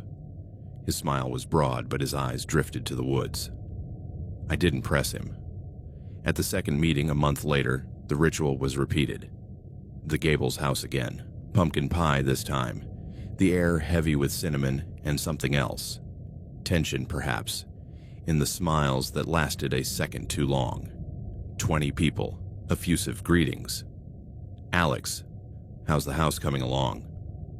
We talked about pruning the trees in the driveway for uniformity and a fund to paint the communal mailbox. Then Gable stood up. "The transition. The Chen family has been selected." The Chens, an Asian couple in their 40s, he a retired engineer, she a piano teacher, nodded from the back, hands clasped, pale smiles. "We appreciate the opportunity," said the husband, his voice soft with accent. Applause, murmurs of "all the best to you." I asked Frank later, on the porch with steaming coffee, "Where are the Chens moving? Nearby?" Frank's smile froze for a moment, cup halfway to his mouth. "Oh, to another opportunity. A new beginning in a neighboring valley.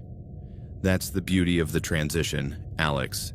It allows for a reset, for everyone, clears the air, you know. But isn't it strange?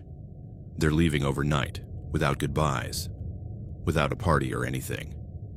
Goodbyes are difficult, Eleanor interjected, coming out with a tray of cookies, placing her hand on her husband's arm with subtle pressure. They disrupt the harmony. Here at Arbor Glen, we value harmony above all else. It's what keeps us together. Her tone was sweet as pie, but her fingers tightened around Frank's arm, her nails digging slightly into his shirt. He cleared his throat, his eyes fixed on the coffee. It was a warning. Not to me, but to him. Or perhaps to both of us.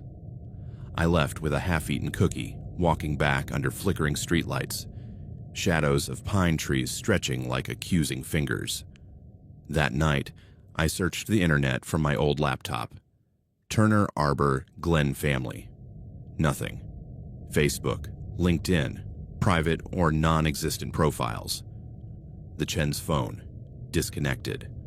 The buzzing in my stomach turned into a low growl. The unease grew with the third meeting.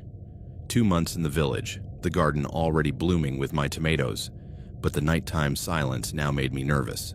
Creaks on the porch that were just wind, but woke me up sweating.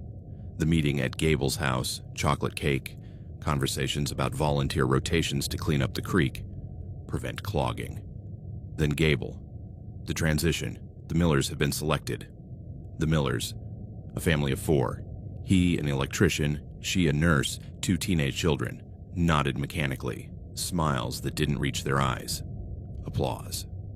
Later, on the porch with Frank and Eleanor, coffee growing cold.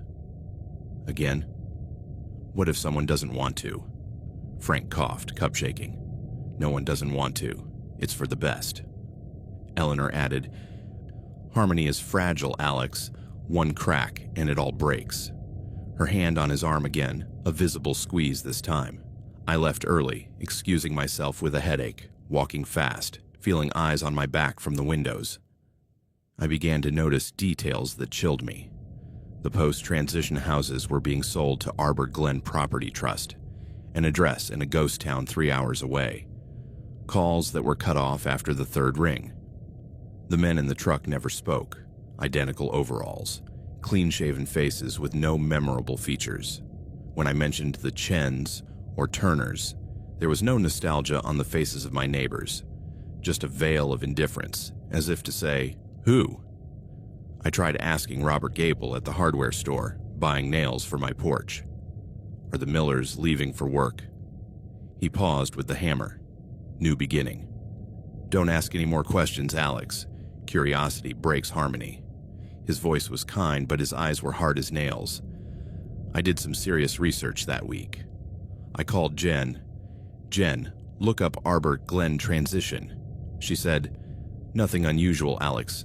Normal town. Are you being paranoid? I searched myself. Local forums, closed or moderated. Google Maps showing empty houses on Oak Street. One night, I heard an engine at midnight. The gray truck passing slowly down my street, headlights off. I hid behind the curtain, heart pounding, watching silhouettes carrying boxes from a house 2 doors down.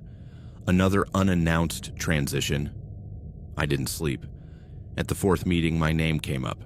Lemon Cake talks about the budget for LED streetlights. Efficiency for all. Gable stood up. And since Alex is such a valuable member of our community and shows great interest in our processes, his questions are enthusiastic, we propose him as a new member of the relocation committee. Any objections? The silence was unanimous, heads shaking in perfect sync, smiles fixed like masks. I felt cold sweat on the back of my neck, the sour pie in my throat. I'm not sure I have the time. With the garden and everything, I tried, my voice weak. Oh, don't worry. Martha Gable's voice was like sticky syrup patting my hand. It's an honor, Alex, and a responsibility.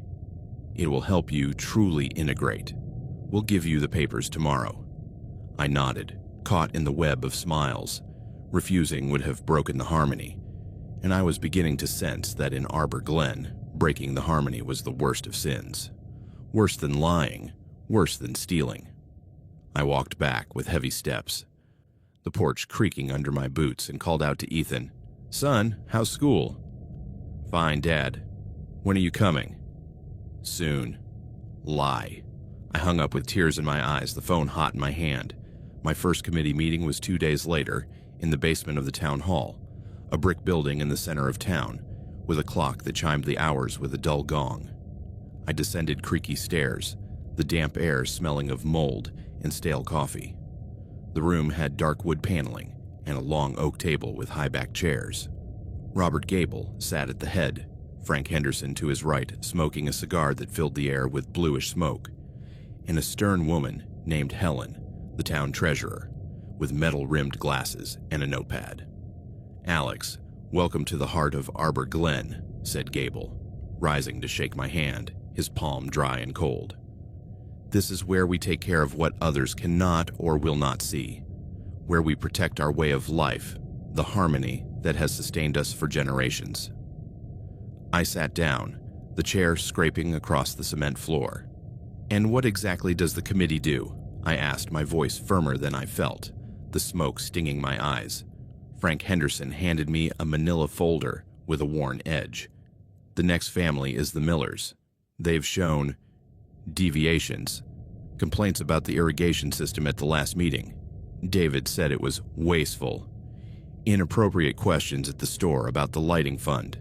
They break the consensus, Alex. They sow doubt." I opened the folder with slightly trembling fingers.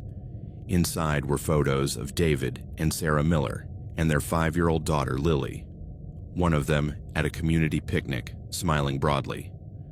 Another of Lily on the park swing, her pink dress flying. And a detailed report of infractions.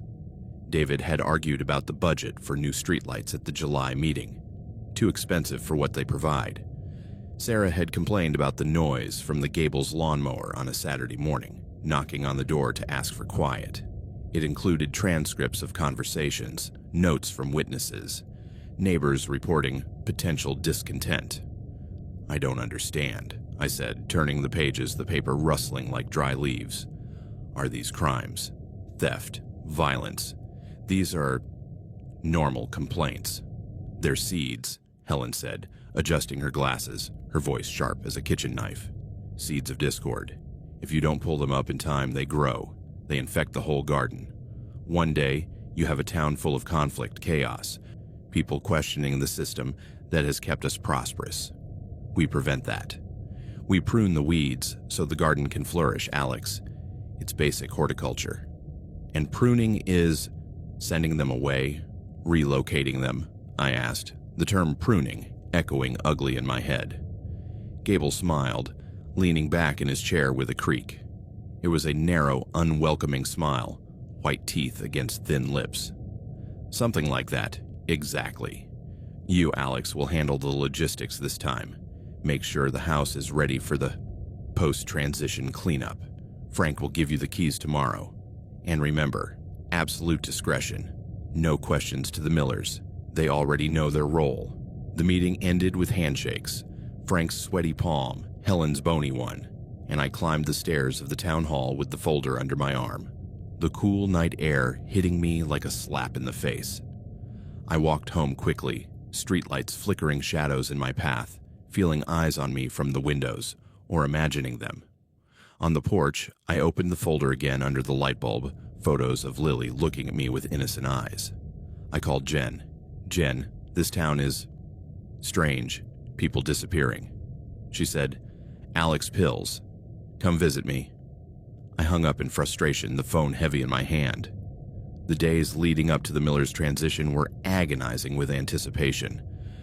I worked in the garden with clumsy hands, hoe hitting hard ground, but my mind was racing. Where were they really going? I tried to ask Eleanor at the supermarket, pushing our carts side by side.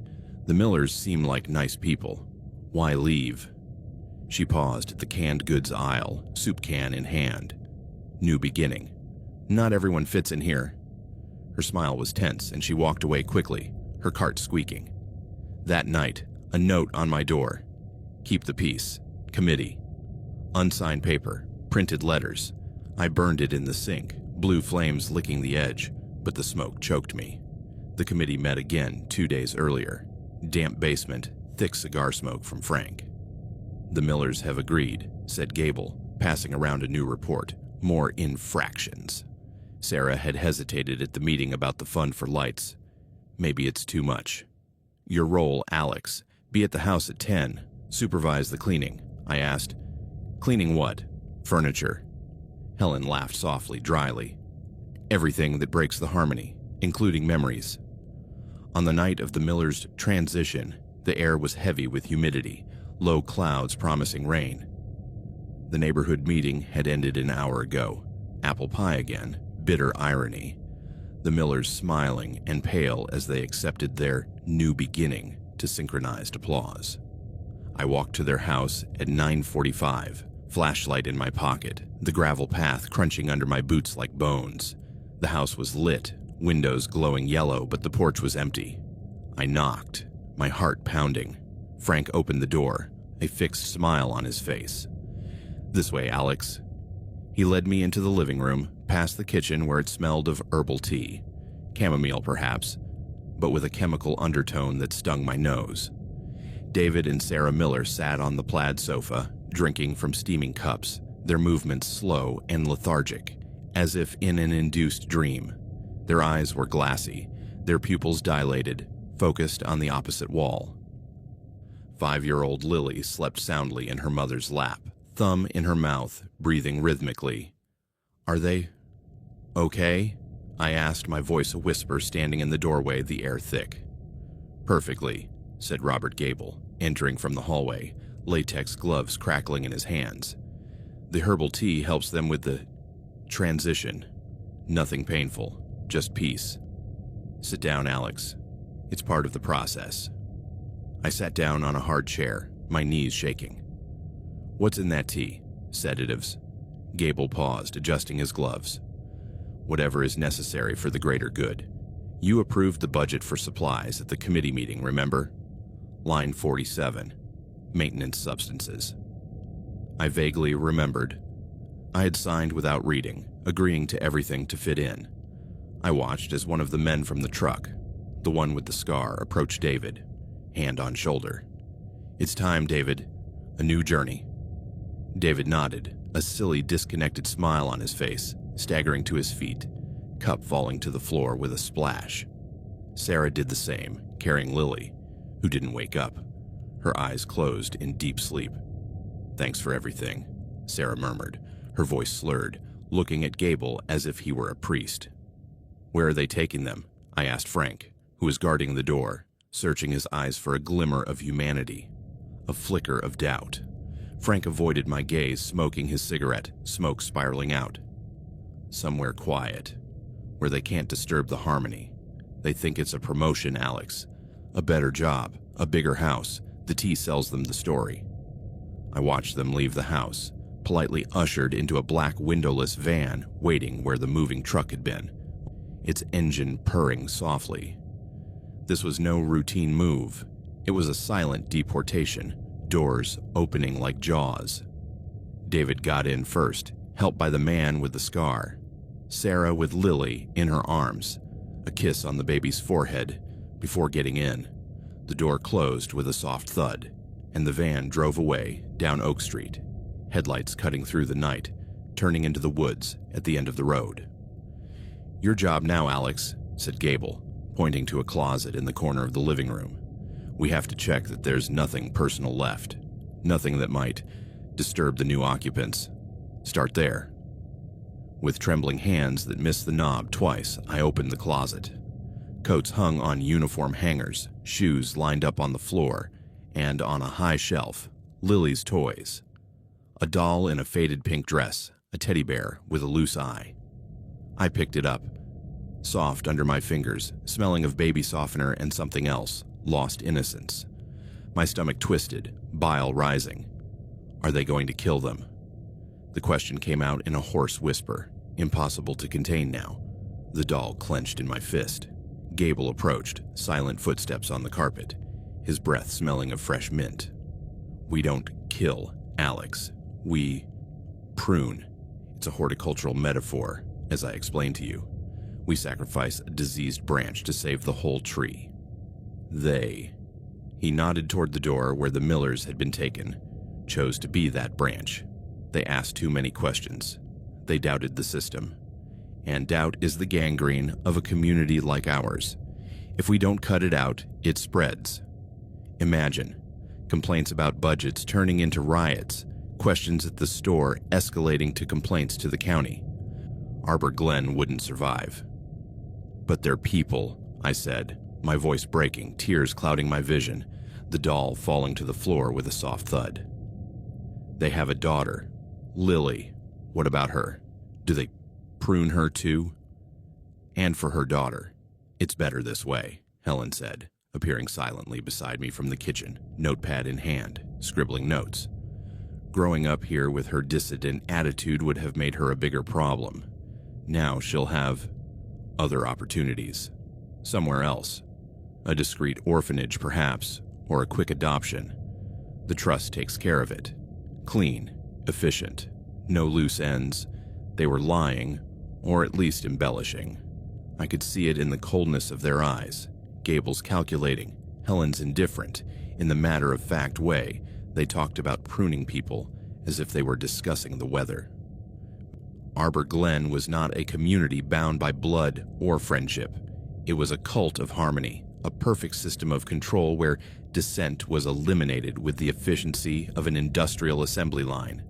Selection in meetings, sedation with homemade herbal teas, cyanide, barbiturates, loading into anonymous vans, and cleaning of houses for the next unsuspecting tenant.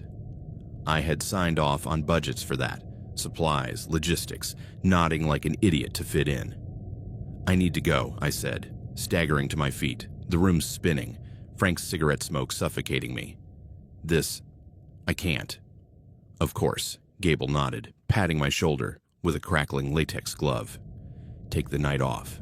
But remember, Alex, you're part of the committee now. You're part of this. Your signature is on the papers. The Miller folder with your initial in the corner. Your silence binds us together. Harmony depends on everyone. Break that and, well, we've all seen what happens to rebellious branches. I left the house and vomited into the front yard bush, acid burning my throat, knees kneeling on damp ground. The cool night air couldn't wash away the rot I felt on my skin, as if I had been smeared with tar. As I looked across at the other houses on Oak Street, I saw a curtain move in the Hendersons' window, Eleanor's silhouette outlined, watching motionless. They were watching me. They had always watched me, ever since that first greeting with the cake, gauging my harmony, waiting for the moment to recruit me. I walked home with erratic steps, the porch creaking like bones under my boots, and locked myself in, double bolting the door, chair against it. I didn't sleep that night. I sat in the kitchen with a bottle of cheap supermarket whiskey, the light from the refrigerator illuminating the table, reviewing each meeting. The applause for Turner, Chen, now Miller. How many before? 10, 20.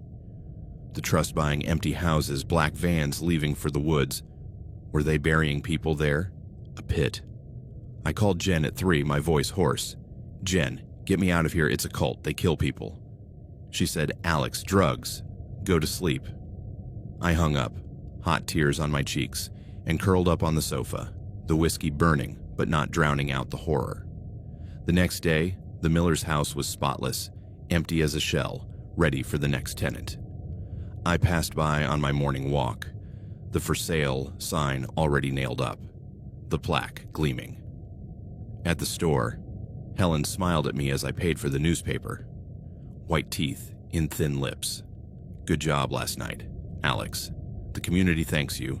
The harmony feels renewed. I nodded, unable to speak, my smile a tense spasm on my face, my hand shaking as I grabbed the change. Outside, the sun shone innocently, but I saw the black sedan parked at the end of the street, engine off, Gable's silhouette behind the wheel watching me. The complicity suffocated me. I tried to run away that afternoon. I packed my suitcase, counted out my money, just enough for a ticket to Seattle, and walked to the bus stop on the edge of town. But the schedule was on demand, and no one was coming. A pickup truck stopped, Frank at the wheel, smiling broadly. "Get in, Alex.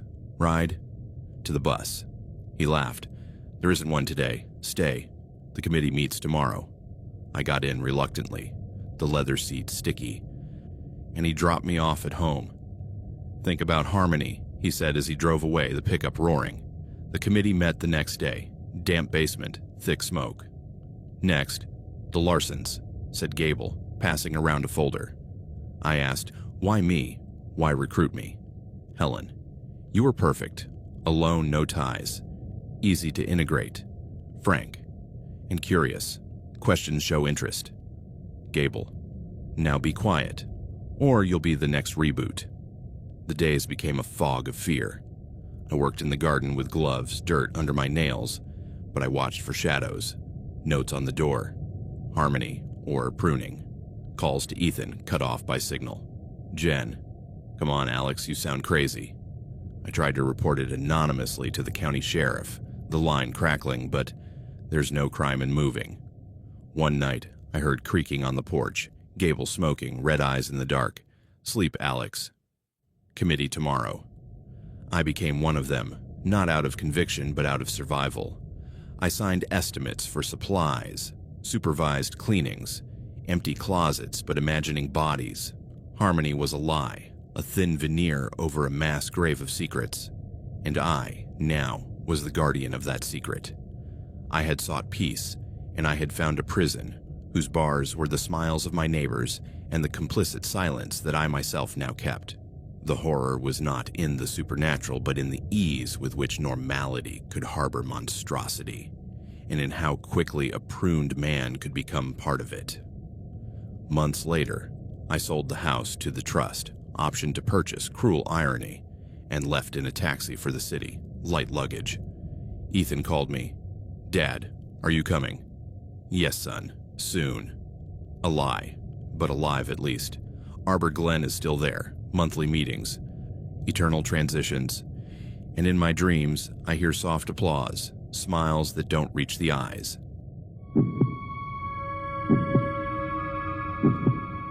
I always believed Crestwood was the safest place in the world.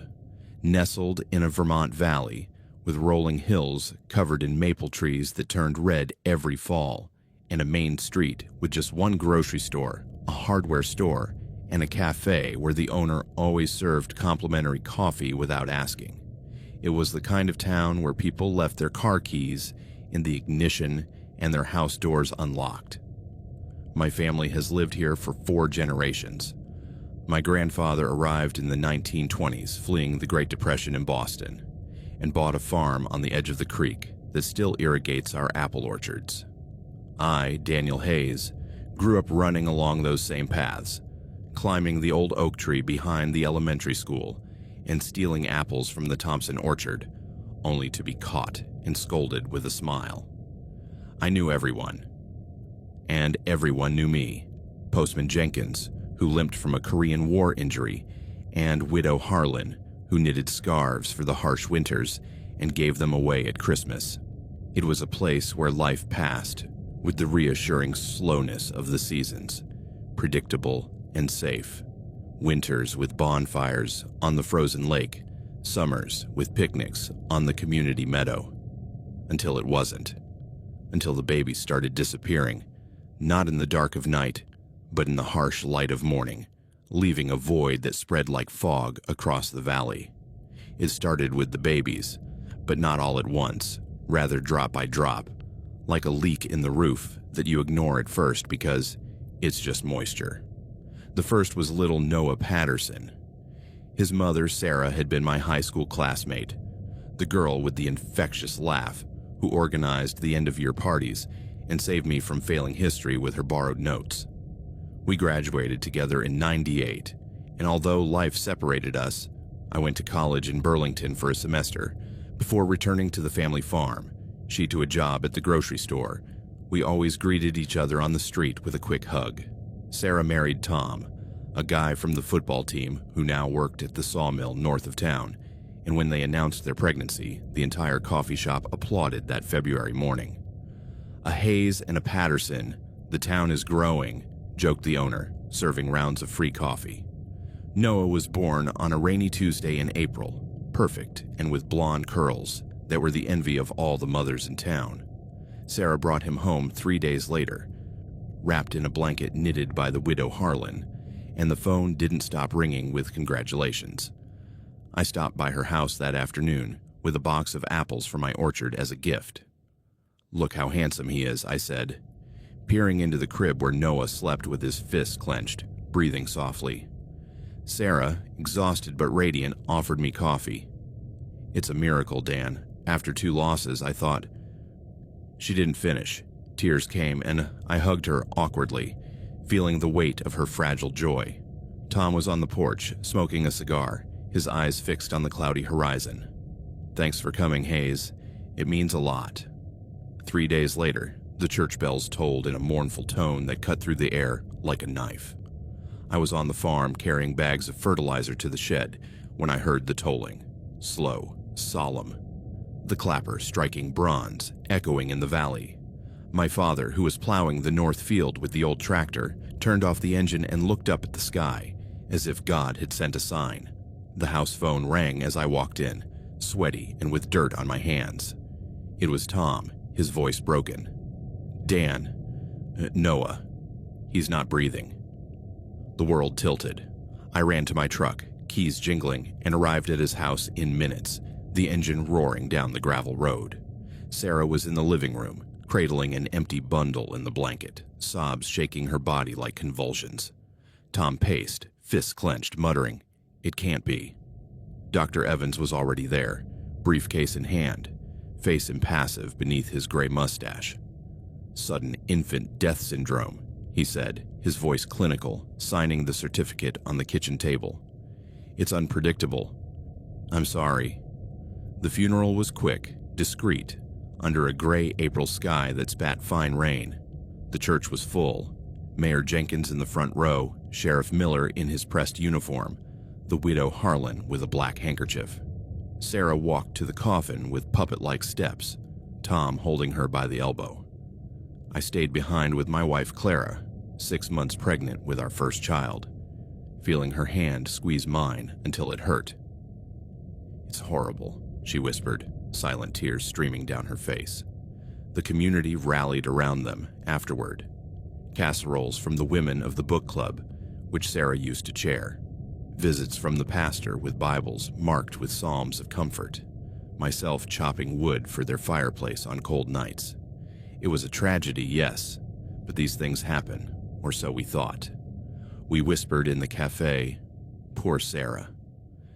God gives and God takes away. No one questioned Dr. Evans. He was our pillar, the man who had delivered half the town, including Clara and me.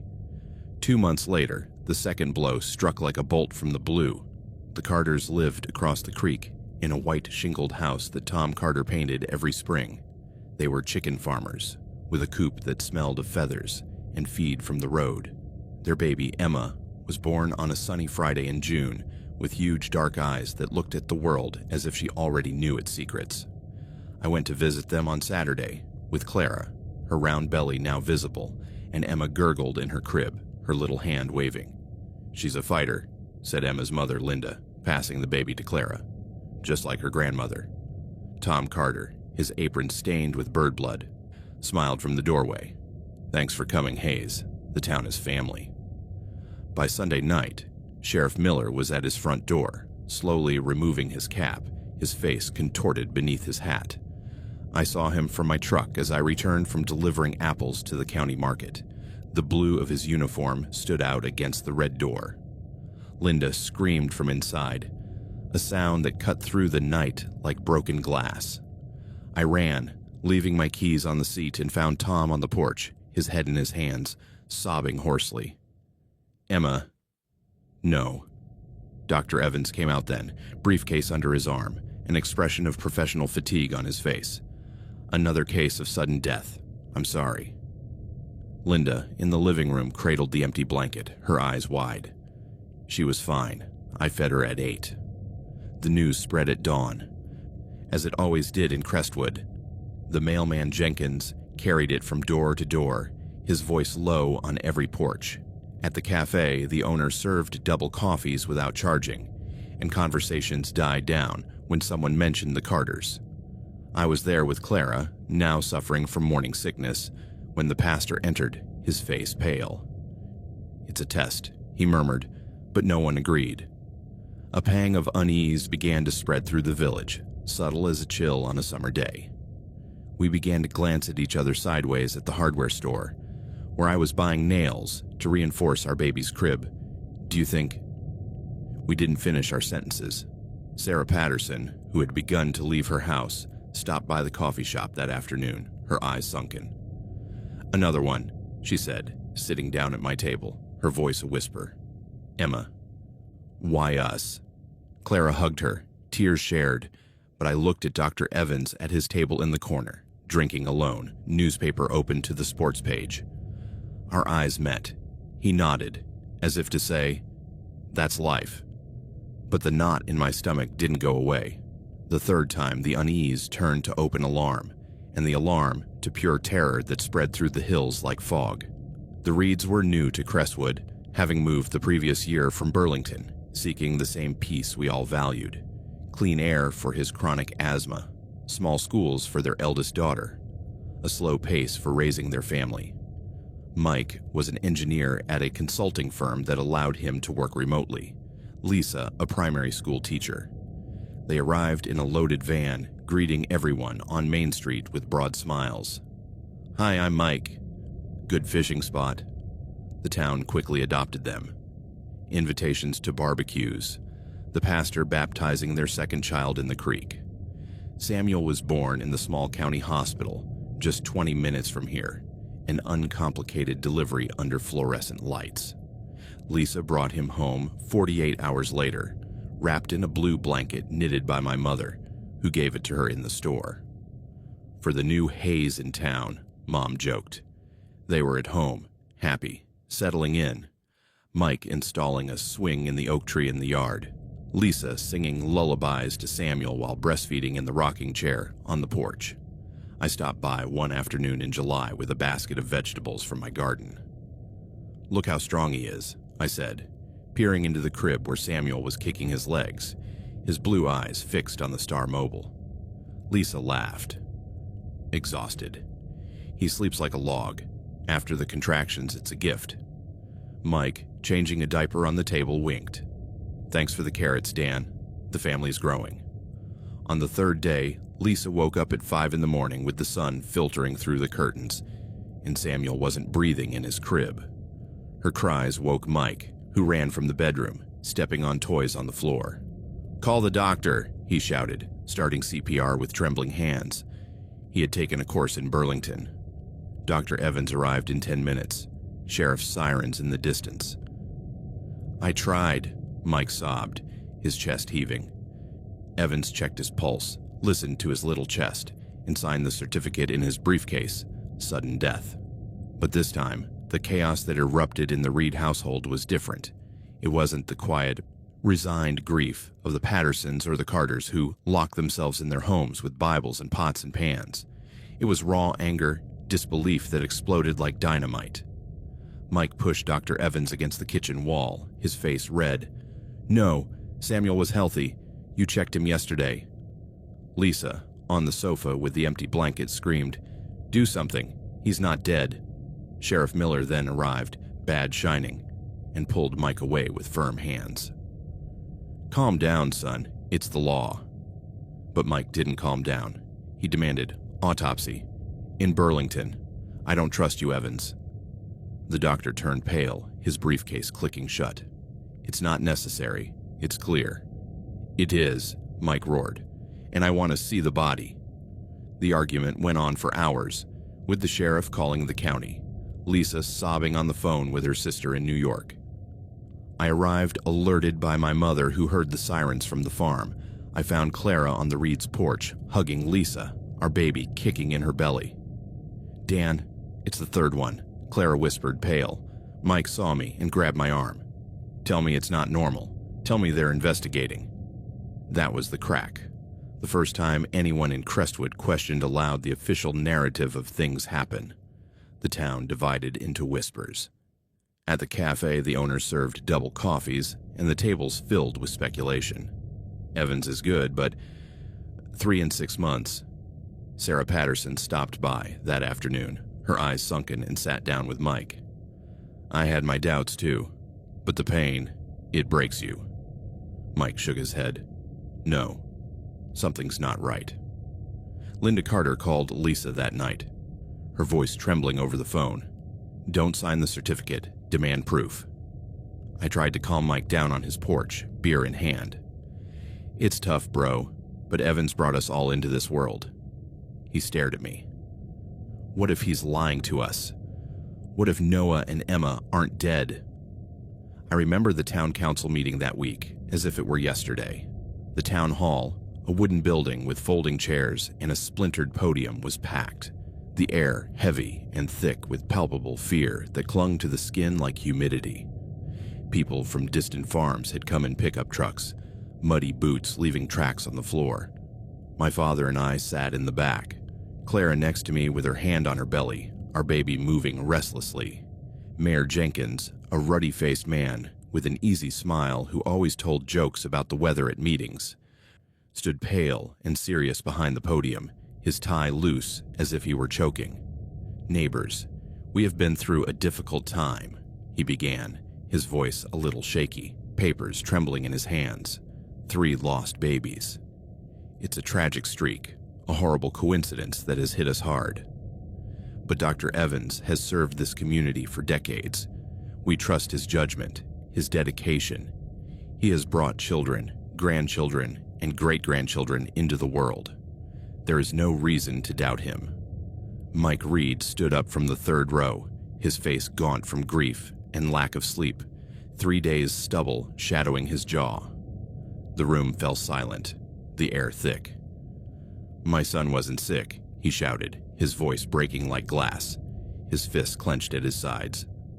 Evans checked him the day before. He was perfect. Why did you sign so quickly? Why no autopsy? I want answers, Jenkins. We all want answers. Whispers erupted. He's right. Sarah, what about you? Sarah Patterson, sitting next to Tom, stood up trembling. Noah. I had my doubts too, but they told me it was normal. What if?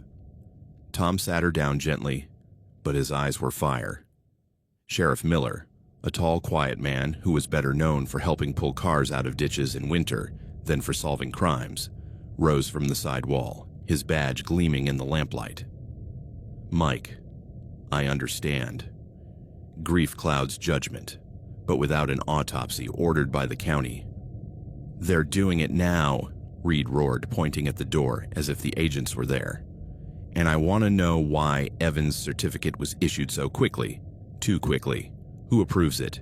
You, Sheriff. Jenkins. The room exploded with voices. My father muttered, calm down. Clara squeezed my hand until it hurt, the baby kicking hard. Jenkins banged on the podium. Order. Dr. Evans is a pillar. If there are any doubts, the county will investigate. We instinctively looked over to where Dr. Evans was sitting, in the front row next to the nursing director of the small Crestwood Health Center, Mrs. Albright, a woman of impeccable manners, with gray hair pulled back in a severe bun, who was taking notes in a notebook, her pen scratching away at the paper without pause. Evans did not turn around.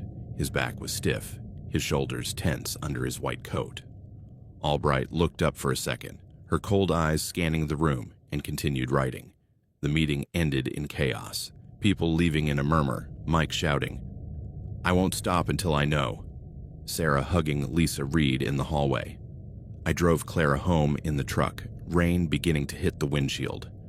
It's too much, she whispered, hand on her belly. Our baby. I hugged her in the seat, swearing, nothing will happen to them, I swear. The autopsy results arrived a week later, on a Friday in May, with a false sun that didn't warm. There was no council meeting to announce them. The town knew from the buzz of phones and county trucks parking in front of Dr. Evans' office and Mayor Jenkins' office at noon. I saw the blue lights from the farm, sirens silent, but headlights spinning like accusing eyes. I raced in the truck, dust kicking up behind me, and arrived as 2 uniformed officers led Evans out of his office, handcuffs gleaming on his wrists, his face impassive but sweat beading on his forehead. "This is a mistake," he shouted to the crowd that was forming, neighbors coming out of houses, mothers holding children by the hand. Albright was next, from the health center, her notebook falling to the ground, pages flying like macabre confetti. Jenkins came out of his office with his hands up, his tie crooked. "Listen, it's a misunderstanding." The silence that fell over Crestwood then was more terrifying than any scream, a void that swallowed the air. We gathered in small groups on Main Street, silent at first, watching the most surreal spectacle we could ever have imagined unfold. Sheriff Miller escorting the three to a county van, doors closing with a final thud. Sarah Patterson sobbed on my shoulder. "Noah. Is he alive?" Mike Reed pushed through the crowd. "I knew it." "Bastards." Clara, standing next to me with her prominent belly, squeezed my hand until my knuckles turned white. "Dan, what about our baby? Are we safe?" The truth came out in fragments, through the reporters who descended on us like vultures that afternoon, cameras from NBC Burlington, microphones from the local press, and the rumors the lawyers couldn't contain in their nighttime phone calls. It hadn't been a streak of bad luck, nor a medical mystery. It was a business, a baby business, as calculated as the apple harvest on my farm, but rotten to the core. Dr. Evans, Mrs. Albright, and Mayor Jenkins, in collusion with a couple of civil registry officials in the county seat, a corrupt clerk named Hargrove and his assistant who forged seals, had orchestrated a macabre operation that had been going on for at least 5 years. They selected vulnerable families, widows like Linda Carter, newcomers without roots like the Reeds, or couples with histories of loss like Sarah.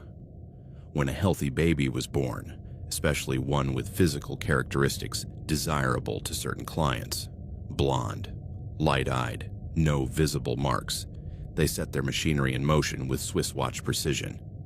They faked complications at the hospital. Respiratory arrest induced by a sedative subtly injected into the mother during postpartum, keeping her drowsy and confused. Then they would take the baby to a back room, where Albright would examine it, actually preparing it for transport, wrapping it in blankets with sedatives for the journey. Evans would forge the death certificate, attributing the death to undetected congenital heart deficiency or sudden infant death syndrome, common diagnoses that did not require immediate autopsy. Jenkins would use his influence to expedite registration and burial procedures, pressuring the pastor for sealed coffins for public health reasons and the cemetery for quick burials without witnesses. The trusting community signed whatever they asked for. It's for the best, to avoid contagion. But the coffins were empty, filled with stones and dirt for weight. The babies were secretly transported through a network that extended beyond our valley. Anonymous drivers in unmarked vans, contacts at fertility clinics in New York and Boston, to wealthy and powerful families in other cities, even other states. Infertile couples paid a fortune, $50,000 for a newly orphaned child, $100,000 for a premium one, for a child, asking no questions about its origin. Just signing false adoption papers. It was supply and demand at its most monstrous. Noah Patterson to a Wall Street executive, Emma Carter to a diplomat in Washington, Samuel Reed. Samuel was the one who broke everything, because Mike demanded an autopsy, and the county coroner found the body alive in a hidden observation room, sedated but breathing. The investigation revealed that this was not a new thing. It had been going on for at least 7 years, perhaps longer if you counted the blurry deaths of the 1990s. Evans confessed under pressure, in a county jail cell, his voice monotonous before the prosecutor. It started with one, to help a family friend. Then the money. It was easy. Albright sang first, tears streaming down his face during questioning. Jenkins organized it. He said it was for the town, for extra funds. Jenkins broke down last, shouting, Crestwood needed the money. The bridge was falling down. The school was losing students. They had diverted thousands to community projects, the new church roof, the paving of the main street, washing away their sin with visible works. People began to remember other babies, other sudden deaths that now seem suspicious. The Thompsons' little Ellis in 2015, sudden infant death without an autopsy, the Harlan's twin in 2012, coffin sealed for health reasons. The entire town was plunged into an identity crisis, an earthquake that cracked its foundations. Our trust, our sense of community, was shattered like glass under boots. Every smile from Dr. Evans, now in the news, in handcuffs. Every speech from Mayor Jenkins at the annual barbecues. Every gesture of efficiency from Mrs. Albright at the health center was re-examined in a sinister light. They had used the trust we had in them, the faith we placed in them as we would a parent or a pastor, to trade for the most precious thing we had, our children, our futures. The trials were long and highly publicized, a circus that attracted satellite trucks from Boston and reporters with microphones in the cafe. They began in June in the county courthouse, the room crowded with fans whirring against the heat. I testified the second week, my voice shaking on the stand. I saw Noah alive, 3 days. Perfect. Sarah sobbed from the gallery, Tom squeezing her hand.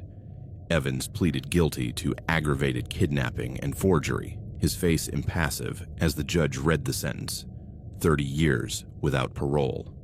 Albright, 50. Hysterically crying in the dock. 20 years for conspiracy. Jenkins, the most dramatic, shouting, "For the people," before being silenced. Life imprisonment for corruption and child trafficking. Hargrove and his assistant. Lesser sentences, but prison nonetheless. Some buyers were charged. A Manhattan lawyer returning her 8-year-old adopted son, Noah, with still blonde curls, tears at a press conference. I thought he was an orphan. But the damage was done, irreversible like a severed root. Crestwood never fully recovered. Main Street is still there. The maple trees turn red in the fall with the same reliability. The cafe serves the same complimentary coffee. But innocence was lost forever, a torn veil that cannot be mended. We no longer leave doors unlocked. I install alarms on the farm. Clara checks the crib 3 times a night on our now 2-year-old son, breathing heavily in his sleep. We eye newcomers with suspicion. Where are they from? Will they bring trouble? And a dark resentment hangs over the institutions we once revered.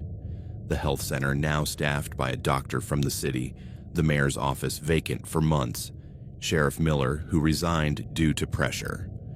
Sometimes I wonder about Noah, about Emma, about Samuel, and the others whose names we will never know.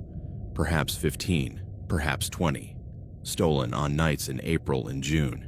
They must be children now, or even teenagers, growing up in other families, with other lives in mansions in New York or suburbs of Boston. Will they ever feel an echo of a life they never lived? A pang of nostalgia for a Vermont valley they don't know, for a stream where they should have fished? Or has money bought them out entirely, erasing their mother's tears? And I wonder, on the quietest nights when the wind howls in the maples and Clara sleeps with the baby pressed to her chest, which is the worst horror. The idea that those babies died in silence, alone in empty cribs, or the truth, which was in many ways even more twisted, that they were torn from their mother's arms with promises of health, that their cries were silenced by the jingle of money in offshore accounts, that their absence was justified with the cruelest lie, a lie that we, their community, their neighbors, their friends, accepted because we could not conceive of the monstrosity that lurked behind the smiles and white coats. Evil does not always have fangs and claws. Sometimes it wears a tie, a stethoscope, and knows all your children's names, their birth dates, and the exact price for their lives.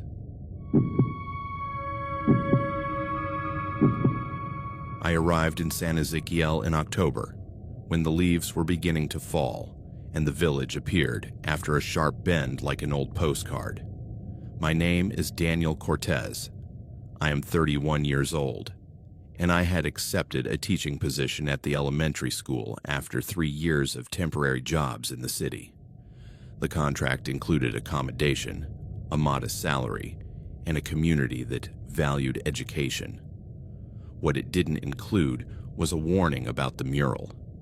I first saw it while walking through the central square. It covered the entire north wall of the Casa de la Cultura, 10 meters long, 3 meters high, painted directly onto the white stucco.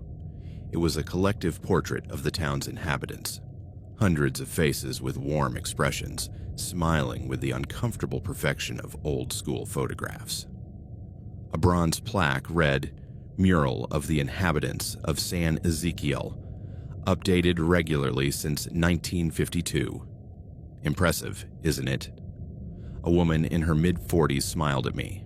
She was wearing a blue cardigan and her face was in the mural in the central section. Very. Are all the inhabitants here? Everyone who matters. I'm Teresa Campos. I work at the bakery. Every person in town is represented. When someone is born, we add their face. When someone leaves, we remove it. Who paints the updates? Don Ramiro. He's been the official painter for as long as I can remember. She paused for too long. The last update was 3 weeks ago. How often do you remove faces? Her expression became inscrutable. When necessary. In the lower left corner, I noticed a blank space, a rectangle the size of a human face, as if a figure had been carefully erased. Classes began on Monday. My 23 students were polite but strangely reserved, playing in closed groups, without the typical cacophony of schoolyards. The principal, Mrs. Montes, was a stern woman who handed me a teacher's manual that included an entire section on traditions and values of San Ezequiel. That night, reading the manual, I found paragraphs that disturbed me. The community is more important than the individual. Decisions that benefit the collective sometimes require personal sacrifice. Justice in San Ezequiel has its own methods, developed over generations. The mural of the inhabitants is a living record of our community. To respect it is to respect ourselves. I closed the manual with discomfort. That night, I heard voices outside. I looked out and saw 5 or 6 people walking down the street. Dressed in black, their steps synchronized in an almost military fashion. They disappeared around the corner toward the plaza. I didn't sleep well. It was on Thursday of my second week that everything changed. I took my students to a local history lesson in front of the mural. A girl named Sophia raised her hand. "Teacher Daniel, are you in the mural?" "No, I just arrived." "Then Don Ramiro will put you in soon. Everyone who stays appears in the mural." "And what happens to those who don't stay?" The children exchanged glances. A boy named Mateo finally spoke up. "They leave, teacher, or they get taken away." "Mateo," Sophia said warningly, "don't talk about that." Mrs. Montes then appeared, interrupting. She asked me to send the children back, and spoke to me in a tone as tempered as steel. "I've noticed you ask a lot of questions about our traditions, Daniel. Understanding is good. Excessive curiosity, less so. San Ezequiel has the lowest crime rate in the entire region. We haven't had a robbery in 15 years. Do you know why? Because everyone understands that there are real consequences." "What kind of consequences?" "The necessary ones. And if you're smart enough, Mr. Cortez, you'll never have to find out." When I looked at the mural again, I saw that the blank space was no longer empty. There was a new face, a man in his 50s with a gray mustache, smiling with fear in his painted eyes. I was sure it hadn't been there the week before. I looked for information at the municipal library. The librarian, Doña Luz, looked at me suspiciously. "What exactly are you looking for?" "The history of the mural." "When did it begin?" 1952, after the problems. Before my time, but my mother said that the town was almost destroyed. Families fighting, violence, blood in the streets, until they decided they needed a new way to maintain order without outside police. And the mural was part of that. The mural is a record, a reminder, A warning. He leaned closer. Being in the mural means you're part of San Ezekiel, part of the family. But if you break the rules, your face goes, and usually you do too. I casually asked about the man whose face had appeared. The shop owner paled. That was Rodrigo Sanchez. He lived on the farm outside of town. He stopped coming a couple of weeks ago. Some say he moved away. Others, he shrugged. That afternoon, I walked to the abandoned farm. The door was open, swinging in the wind. Inside, I found a half-written letter. I'm writing to you because I don't know who else to turn to. I know I made mistakes. But swearing that I'll change isn't enough. Last night, I saw 5 of them outside my house. This morning, when I walked through the square, I saw it. My face, on the mural.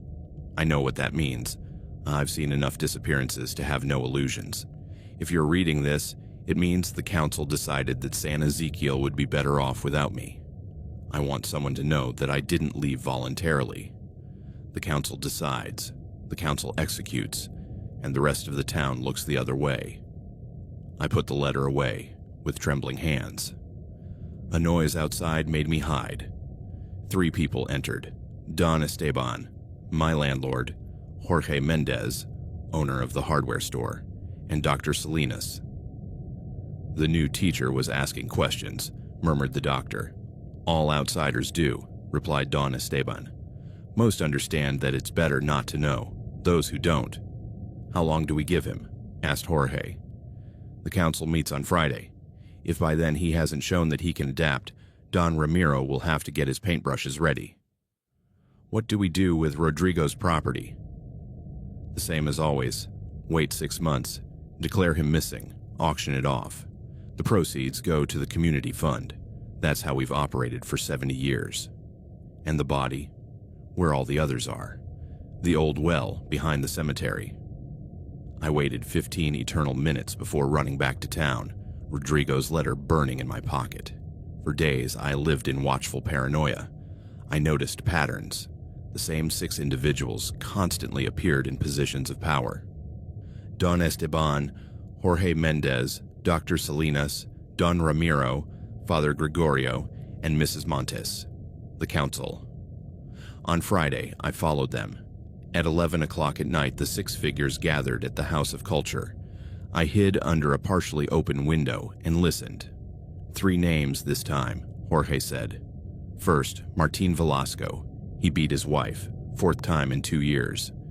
He's already received 2 warnings. Clearly, they didn't work. Martin Velasco appears on the mural this week. Don Ramiro, standard procedure. Of course, 2 weeks, then execution. Dr. Salinas, will you be available? I always am. They continued. Isabel Ruiz for stealing food. 4 votes in favor of elimination. Then Jorge said my name. Daniel Cortez, the new teacher. He's been asking too many questions. He was at Rodrigo's farm. We know he heard our conversation, added the doctor. I saw him in the reflection. Then he knows, said Mrs. Montes. I propose immediate elimination. Wait, Jorge interrupted. If he disappears so soon, there will be questions. I propose we recruit him. We show him how it works.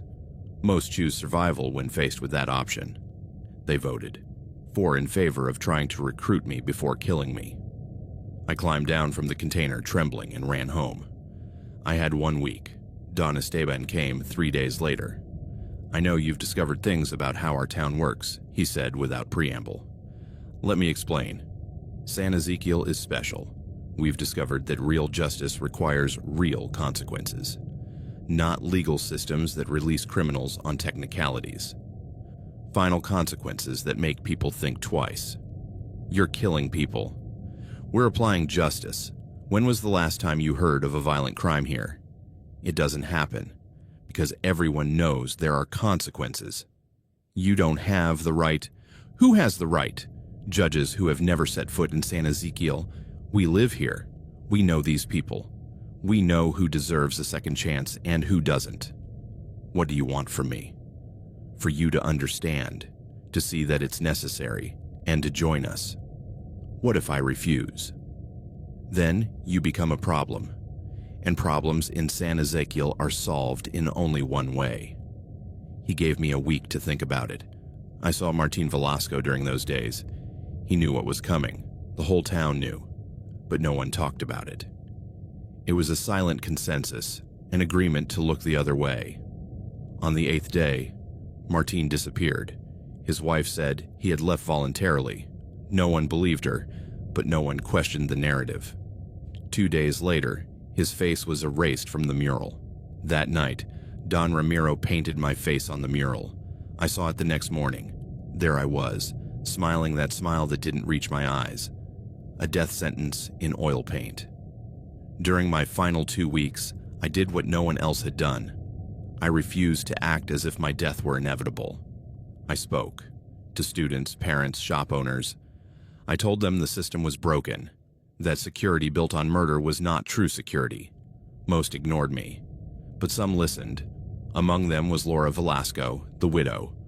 "I know your husband didn't leave," I told her. "I know they killed him." She cried. "He didn't deserve to die. No one deserves to have their right to change stolen from them. Would you testify if the time came?" I would be afraid for my children. Your children will grow up normalizing murder. Is that the future you want? No, but I don't know if I'm brave enough. Father Gregorio, whom I found drinking whiskey at 3 in the afternoon, also agreed. You vote against eliminations more than anyone else. Why do you keep participating? Because if I resign, they'll replace me with someone worse. At least I can save some. That's cowardice disguised as pragmatism. Maybe, but I'm alive. You won't be in a week. Unless enough people say enough is enough. I had documented everything. Photos of the mural, Rodrigo's letter, audio recordings, detailed accounts. I sent it to an investigative journalist named Andrea Morales from a distant city. If you haven't heard from me in 2 weeks, assume I'm dead. Publish everything. The day before my scheduled execution, Andrea arrived in town with cameras and 2 investigators who turned out to be federal agents. My information had given them cause to investigate. That night, as the council met to finalize the details of my death, federal agents surrounded the Casa de la Cultura. When the doors opened, they found the 6 with documents detailing 70 years of systematic killings. Don Esteban tried to flee. Dr. Salinas tried to destroy evidence. Jorge Mendez simply sat silently, as if he knew this was inevitable. The town's reaction was the strangest. "You destroyed our town," Teresa Campos yelled at me. "San Ezekiel was safe, and you ruined it." To them, the council had not been murderers. They had been guardians. The investigation took months. They exhumed 138 bodies from the old well. The 6 were charged with murder, conspiracy, everything. The trials were media events that put San Ezekiel on the map in the most horrible way. Don Ramiro testified without remorse. "It was just art. I didn't make the decisions, I just documented them." Mrs. Montes never showed remorse. Look at the statistics. San Ezekiel had the lowest crime rate. How do you explain that without admitting that our methods worked? "You created a prison, not a paradise," replied the prosecutor. "People didn't commit crimes because they were terrified. That's not security. It's tyranny. Call it what you want. We called it order. They were all found guilty. The sentences were harsh. Life imprisonment for most. 2 years later, San Ezekiel is a ghost town. Half the residents left. Those who stayed are divided between those who admit it was wrong and those who whispered that things were better before. The mural still exists. There have been debates about destroying it or preserving it as a warning. For now, it remains. Its face is slowly fading, the paint cracking. I stayed for 6 months, testifying in trials. Then I left. Now I teach in another city. Sometimes my students ask about San Ezekiel. I tell them the truth, that real justice does not come from fear, but from compassion. That order built on murder is not true order. I also tell them that San Ezekiel could happen anywhere, that when people are scared enough, they will give up almost anything to feel safe. I receive occasional letters. Laura Velasco writes to me about rebuilding her life. Father Gregorio asked for forgiveness from prison. Teresa Campos apologized for not having been braver. I replied, "We all wish we had been braver. The difference is what we do when we finally are." The legacy lives on. It has inspired studies on vigilante justice, on how normal people normalize the abnormal. But for me, the lesson is simpler. Evil doesn't always come with horns. Sometimes it comes dressed as your neighbor, your teacher, your doctor. Sometimes it comes with reasonable justifications, with statistics to back it up, with the blessing of the community. And most terrifying of all, sometimes it works. For 70 years, San Ezekiel was safer. Children grew up protected. Crime was non-existent. But that success came at a price, paid for by 138 people whose faces were painted before they disappeared. Paid for by hundreds more who lived in silent terror. Is that price worth it? Mrs. Montes would argue that it is. I argue that it is not. That the moment we decide that some people are disposable, we all become monsters. The mural is still there, fading. I hope it is never completely erased, that it remains as a reminder of what happens when we sacrifice humanity for security, when we allow fear to dictate justice. The mural still stares back at us, asking, "What would you do?" when faced with the choice between your morality and your survival? What would you choose? I hope I never have to answer that question, but I fear that one day we all will.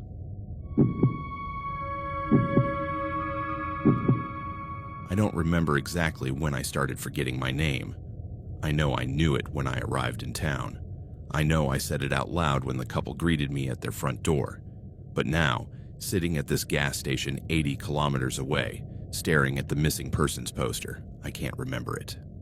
I try to say it and my mouth moves, but no sound comes out. I try to write it and my hand stops on the paper, shaking, unable to form the letters. Let me tell you how I got here, while I can still remember. I had been backpacking through the Northwest for 3 months when my car broke down in the middle of nowhere. It was a Saturday afternoon. The sun was already beginning to set, and my phone's GPS showed that the nearest town was 7 kilometers away. Villa Esperanza, population 342. I didn't have many options. The nearest tow truck was 2 hours away and would cost a fortune I didn't have. So I left the car on the side of the road with a note on the windshield and started walking, my heavy backpack against my back, the sun painting the sky orange and purple. Villa Esperanza gradually came into view.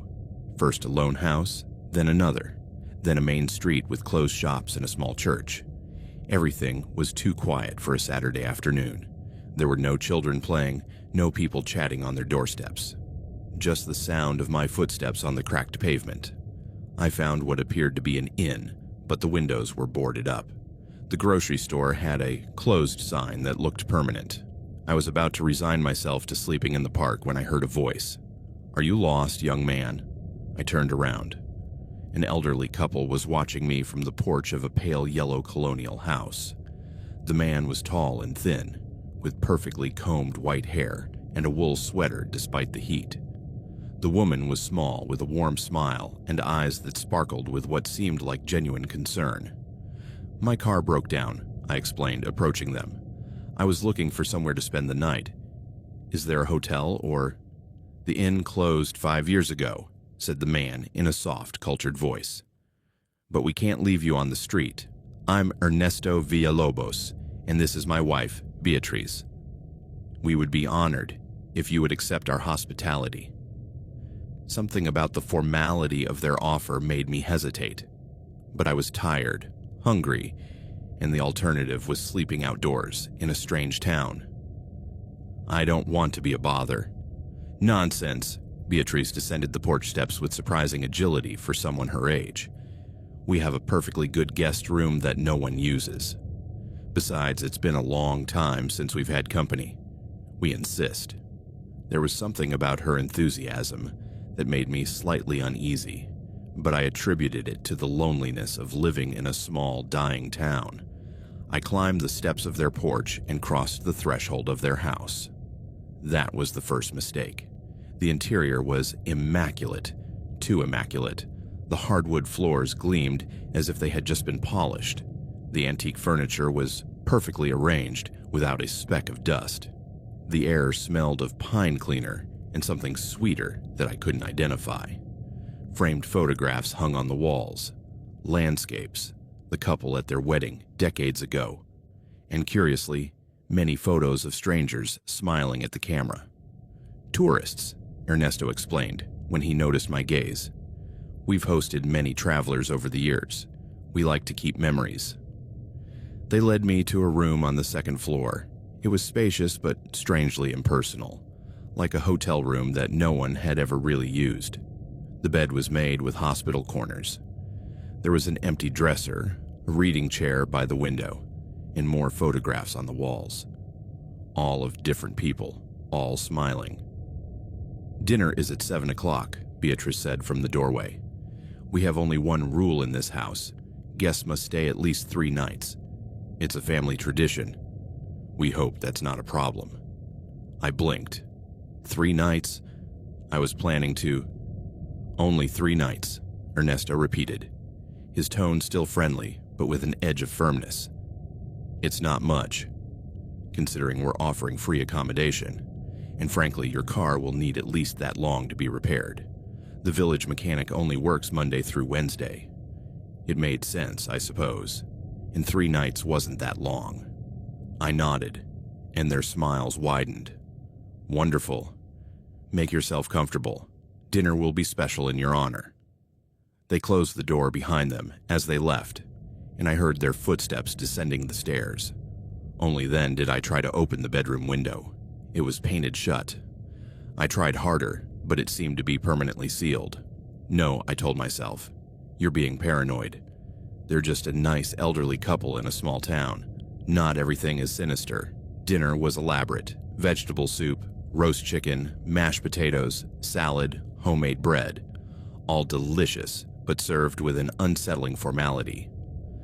Ernesto and Beatrice sat at either end of a long table that could easily seat 12, and I sat in the middle, feeling like a specimen under observation. "Tell us about your trip," Beatrice said, passing me the potatoes. "Where are you from? Where are you going?" I told them about my gap year after college, about my decision to travel the country before settling into an office job. They listened with almost exaggerated attention, nodding at the appropriate moments, asking questions that sounded rehearsed. "And your family?" Ernesto asked. "Do they know where you are?" I sent them a message when I got to town. "Well, I tried to.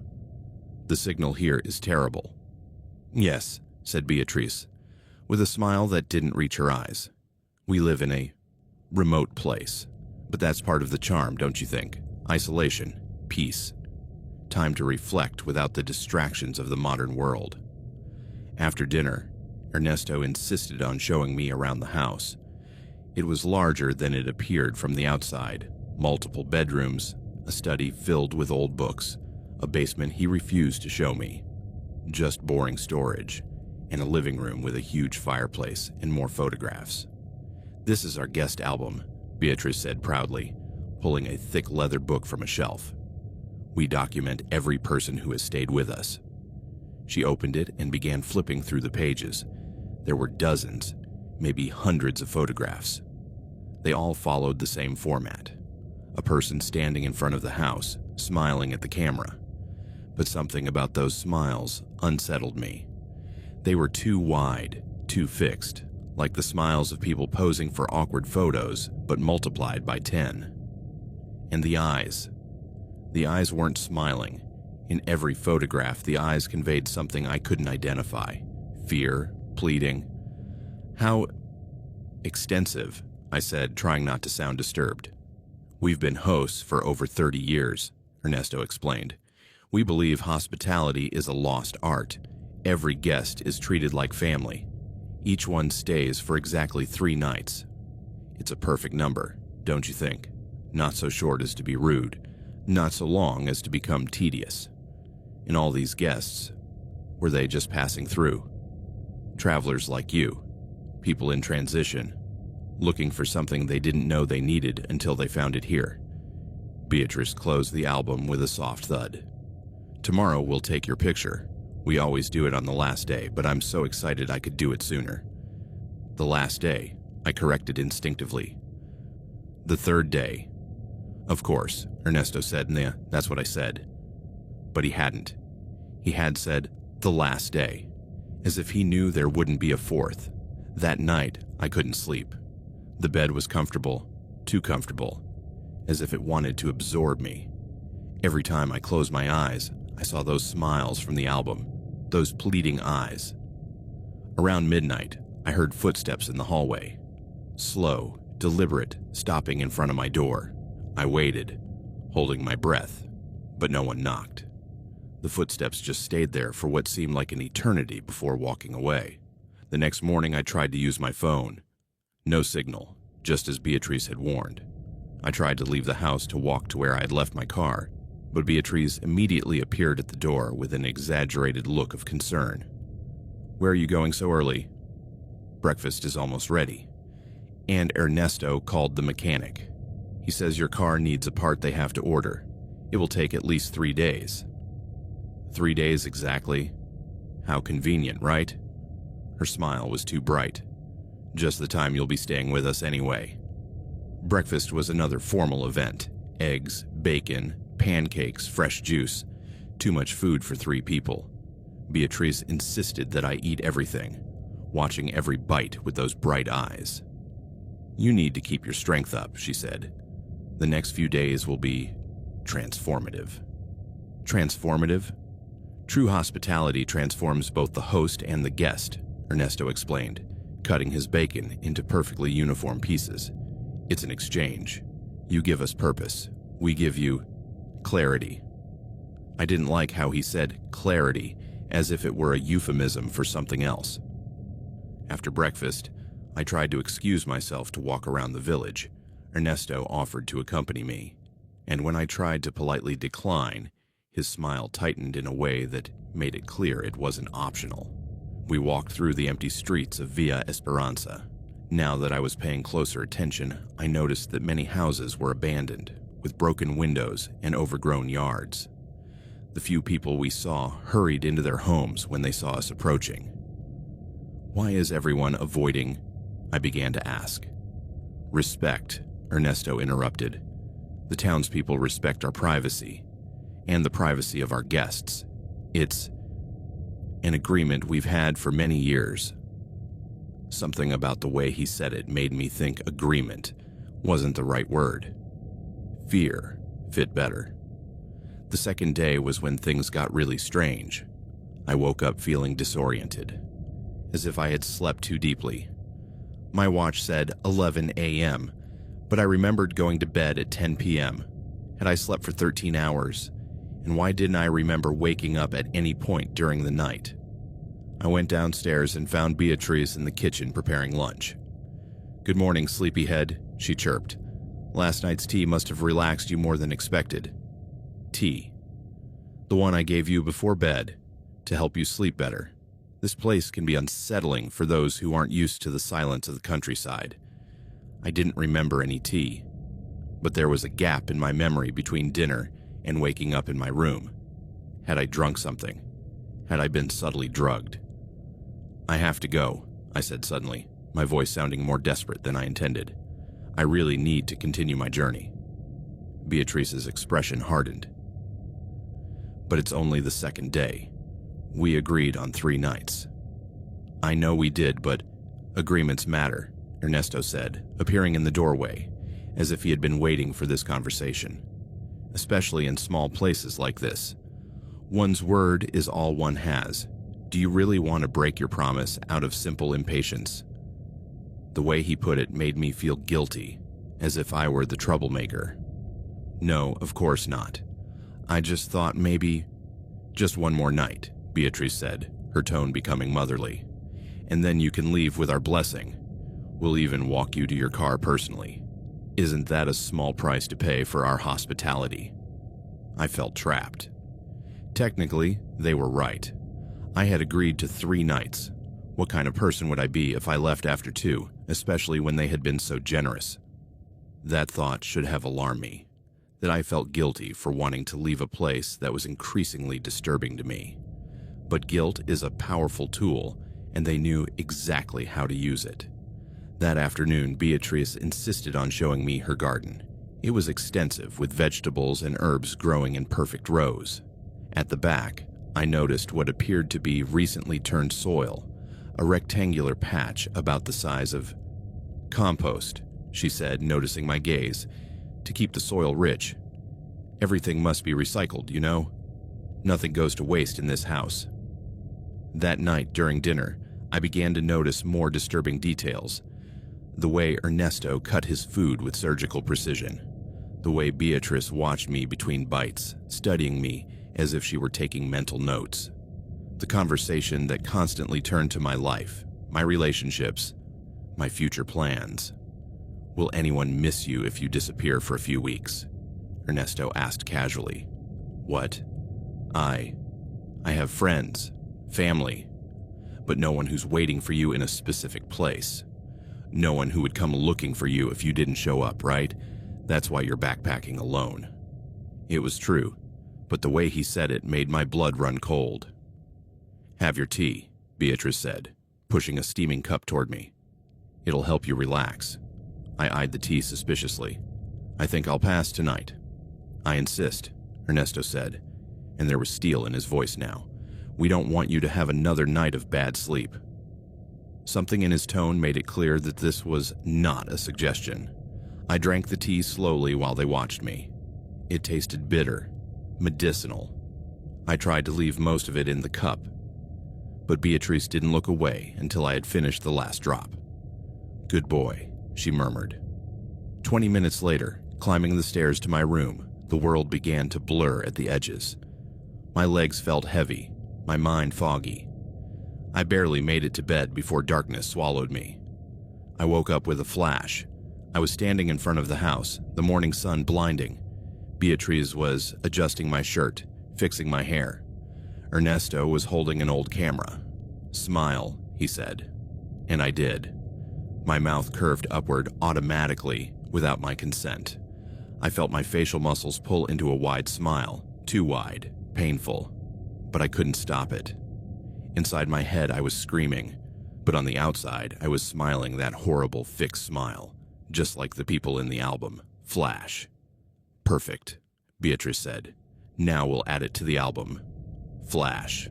I was back in my room, sitting on the bed, with no memory of how I had gotten there. My face hurt from smiling. How long had I been smiling?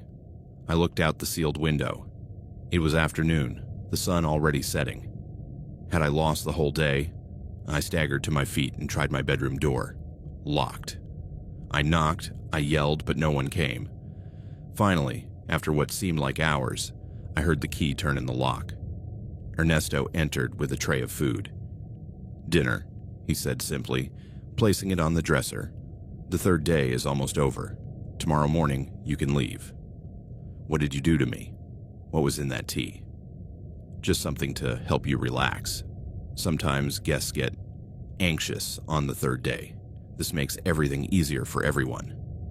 What do you do? Why did you lock me up? Ernesto sat down in the reading chair, looking at me with what might have been pity. Have you ever felt invisible? As if you could disappear and no one would notice? That deep loneliness that led you to travel alone for months. How do you know? Because all our guests are the same, people adrift, without anchors, without anyone who really misses them. That's why Villa Esperanza attracts them. This town has a way of calling to the lost. What do you want from me? Nothing I'm not willing to give eventually. You see, there's a reason we insist on 3 nights. The first night we observe, the second night we take. The third night, he smiled. The third night we let you go. But something of you stays with us, and something of us goes with you. You're crazy, both of you. When I get out of here, you'll do what? Call the police. The same police who have ignored reports about us for 30 years. Villa Esperanza takes care of its own. And we take care of Villa Esperanza." He stood up, walking toward the door. "Rest. In the morning, we'll take you to your car. We'll give you clear directions out of town, and you'll leave, just like everyone else has. And then what? Then you go on with your life. You go where you plan to go. You do what you plan to do, but you'll find that something is different. Something small at first. Maybe you'll forget your mailing address. Maybe your name won't sound quite right when you say it. Maybe you'll look at old photos and not completely recognize the person you used to be. That doesn't make sense." "We take your identity," said Beatrice, appearing in the doorway behind Ernesto. "Not all of it, just pieces. A small tax for our hospitality, their memories, their sense of self, their place in the world. We erode it little by little. By the time they reach their next destination, they will be a little less than they were. And eventually, in months or years, there will be almost nothing left. Just a walking shell, with no memory of who they used to be."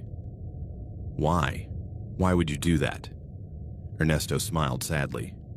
"Because we were guests once too, a long time ago. We stayed 3 nights with the couple who lived here before. And when we left, we discovered we had lost something. So we came back, trying to get it back. But the couple had died, and the house was empty. So we stayed. And we discovered that if we took from others what had been taken from us, we could remain whole for a while." "It's a cycle," Beatriz whispered. "It always has been. This house demands it. Villa Esperanza demands it. And now you are part of it." They closed the door. I heard the key turn, and I was left alone with the food on the tray, knowing that if I ate it, if I drank whatever they had put in it, I would lose more of myself. But I was hungry. So hungry. It's the morning of the 3rd day. Or so I think. Time has become difficult to track. They woke me up at 6. Ernesto and Beatrice were at my door, smiling those terrible bright smiles. "It's time to go," Ernesto said. "Your car is fixed. We'll take you." I packed my things quietly, noticing that my backpack felt lighter than I remembered. Was something missing? I couldn't remember what I had originally packed. The car ride was silent. Beatrice drove, Ernesto in the passenger seat, me in the back. We drove through Villa Esperanza, its streets still empty despite the early morning hour. No one watched us leave. My car was where I'd left it, seemingly untouched. Ernesto handed me the keys with a smile. "It's been a pleasure having you," he said. "We hope your stay has been memorable." Memorable, I rolled the word around in my mouth. Something about it felt wrong, as if I were using a word in a language I didn't fully speak. Beatrice hugged me, whispering in my ear, "Don't forget to forget us." The car started without a problem. I drove away, watching in the rearview mirror as the couple grew smaller. They stood on the road watching until a curve took them out of sight. I drove for an hour before stopping at a gas station. I needed coffee. I needed to process what had happened. The gas station wall had a corkboard with flyers and notices. My eyes fell on a section of missing persons posters. "Have you seen this man? Michael Torres, 28 years old, missing for 3 years." The face on the poster was familiar. Very familiar. It had been in the album, in those photographs, smiling that forced smile. "Have you seen this woman? Jennifer Kim, 32 years old, missing for 5 years. Also in the album. Have you seen this man? Robert Sullivan, 25 years old, missing for 7 years. In the album, all in the album, dozens of faces, hundreds maybe, all missing. They had all spent 3 nights with Ernesto and Beatrice. They had all been photographed with that terrible smile. And then, what? Had they been released like me? Or something else? Was I different? Had they let me go because I'm special in some way? Or maybe I'm like them. Maybe I'm missing too. I just don't know it yet." I bought the coffee and went back to my car. I tried to call my family, but when I dialed the number, I realized I couldn't remember who I was calling. Mom, I guess. Or Dad. but their faces blur in my mind. Their names slip away when I try to catch them. I tried to remember my address, my hometown, my best friend's name. Nothing. I tried to remember my name, and that's where I got stuck, sitting in the parking lot of this gas station, coffee getting cold in my hand, trying to remember something as basic as my own name. I know I have it. I know I said it. I know it's on my driver's license in my wallet. But when I look at the license, the letters rearrange themselves. When I try to say it, my tongue gets tied. Ernesto and Beatriz said it would come in pieces, that it would be gradual, that by the time I reached my next destination, it would be a little less. But maybe they lied about gradual. Maybe that's why all those guests are missing. Not because they never left Ernesto and Beatriz's house, but because they left the house but disappeared anyway. They vanished from their own lives. They forgot who they were. They became shells, wandering aimlessly, without identity, without purpose. And now I'm one of them. There's a poster on the wall that says, "Have you seen this man?" With a photo of someone who could be me, or maybe not. I'm no longer sure what I look like. I get back in the car and start driving. I don't know where I'm going. I don't remember where I came from. I just know I have to keep moving, because if I stop for too long, I might forget how to drive. I might forget that I was once a person. In the rearview mirror, I see my reflection. I'm smiling. I can't stop smiling. It's the same smile from the album, the same smile as all those missing people. And as I drive to nowhere, one last question crosses my mind before it too dissolves. How long before someone puts my photo on that wall? Or have they already done so? Or have I already forgotten?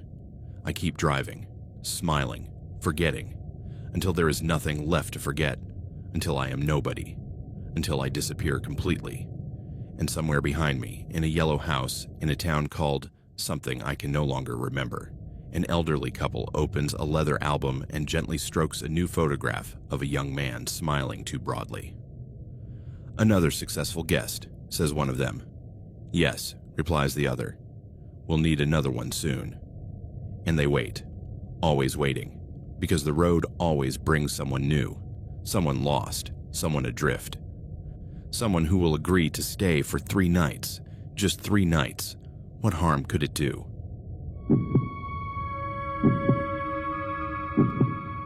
The ad seemed tailor-made for someone like me. Substitute teacher needed for 1-room elementary school. Town of Oakhaven, room and board provided. Duration, 2 months with possibility of extension. I was 28 at the time, and the previous year had been a whirlwind of exhaustion that left me in tatters. I was teaching 5th grade at a public school in Rochester, New York, a gray brick building where classrooms were overflowing with 35 children per class, all with needs that piled up like unpaid bills. A boy with ADHD who stole pencils to get attention, a girl with bruises who never talked about home, parents who were late or didn't show up. I loved teaching, but the system was eating me alive. Endless meetings with administrators who prioritized standardized tests over hugs, nights grading tests until 2 a.m., with a bottle of cheap wine by my side, and then the breakup with Mark, my boyfriend of 3 years, who left me for a literature colleague because you need space for yourself, Eliza, but I can't wait. He left me in a 1-bedroom apartment with walls that leaked in winter and neighbors who argued loudly. The ad appeared in my LinkedIn feed one sleepless night as I scrolled through remote jobs in education. Oakhaven sounded like balm, a remote village in the hills of New Hampshire, a 1-room schoolhouse where I could reconnect with the essence of teaching, where children weren't just names on a list, but faces I could truly get to know. Housing included sealed the deal. I wouldn't have to worry about late rent. I quit that same week, sold my couch on Craigslist for $200, and boarded a Greyhound bus that smelled of stale coffee and sweat, arriving at dusk with a light suitcase and my heart beating between hope and panic. The bus dropped me off at what appeared to be the only crossroads with a rusty sign. Oakhaven, population 187. It wasn't really a town, it was a blip on the map, a handful of wooden houses with sagging porches and peeling paint, a general store with a sign creaking in the wind, a white church with a crooked steeple, and, at the end of a dirt road winding through tall pine trees, the school. A single-story building, painted faded white, with a small bell tower without a bell, and a lone swing in the yard, rusty chains hanging motionless. The bus driver, a man with a gray beard and a southern accent, looked at me in the rearview mirror as I got off. "Good luck, kid." "This place swallows people." I laughed nervously, suitcase in hand, and walked the mile to the school, my boots sinking into loose gravel, the cool hill air tickling my nose with the smell of resin and damp earth.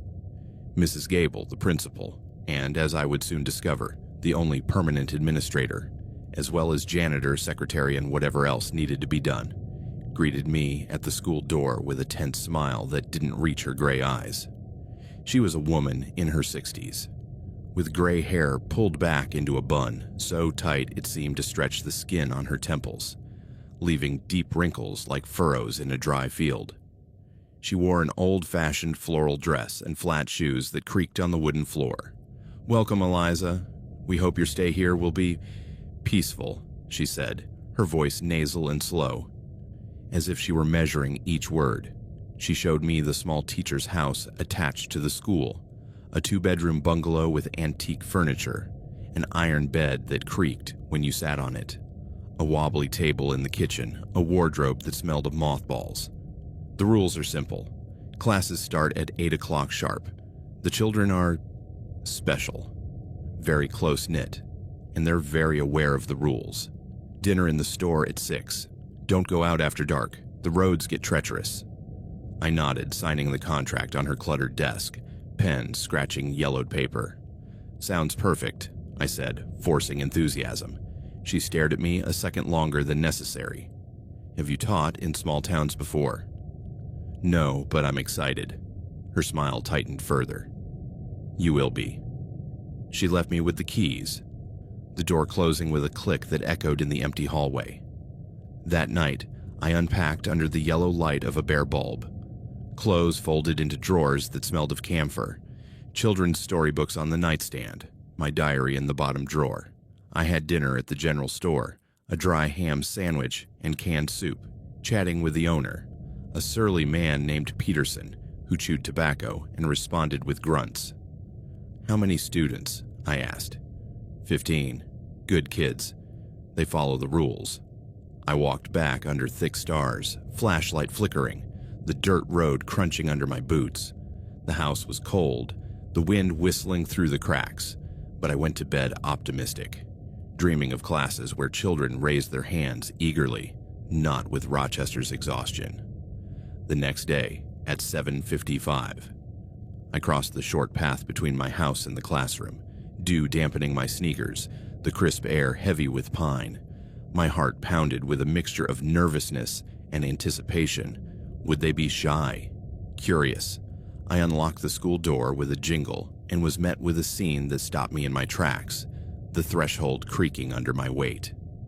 The single classroom was spacious but claustrophobic, with wooden desks arranged in neat rows like soldiers, a chipped blackboard at the front, and low shelves with faded books. On the back wall, just above the blackboard, hung a large framed portrait of a child.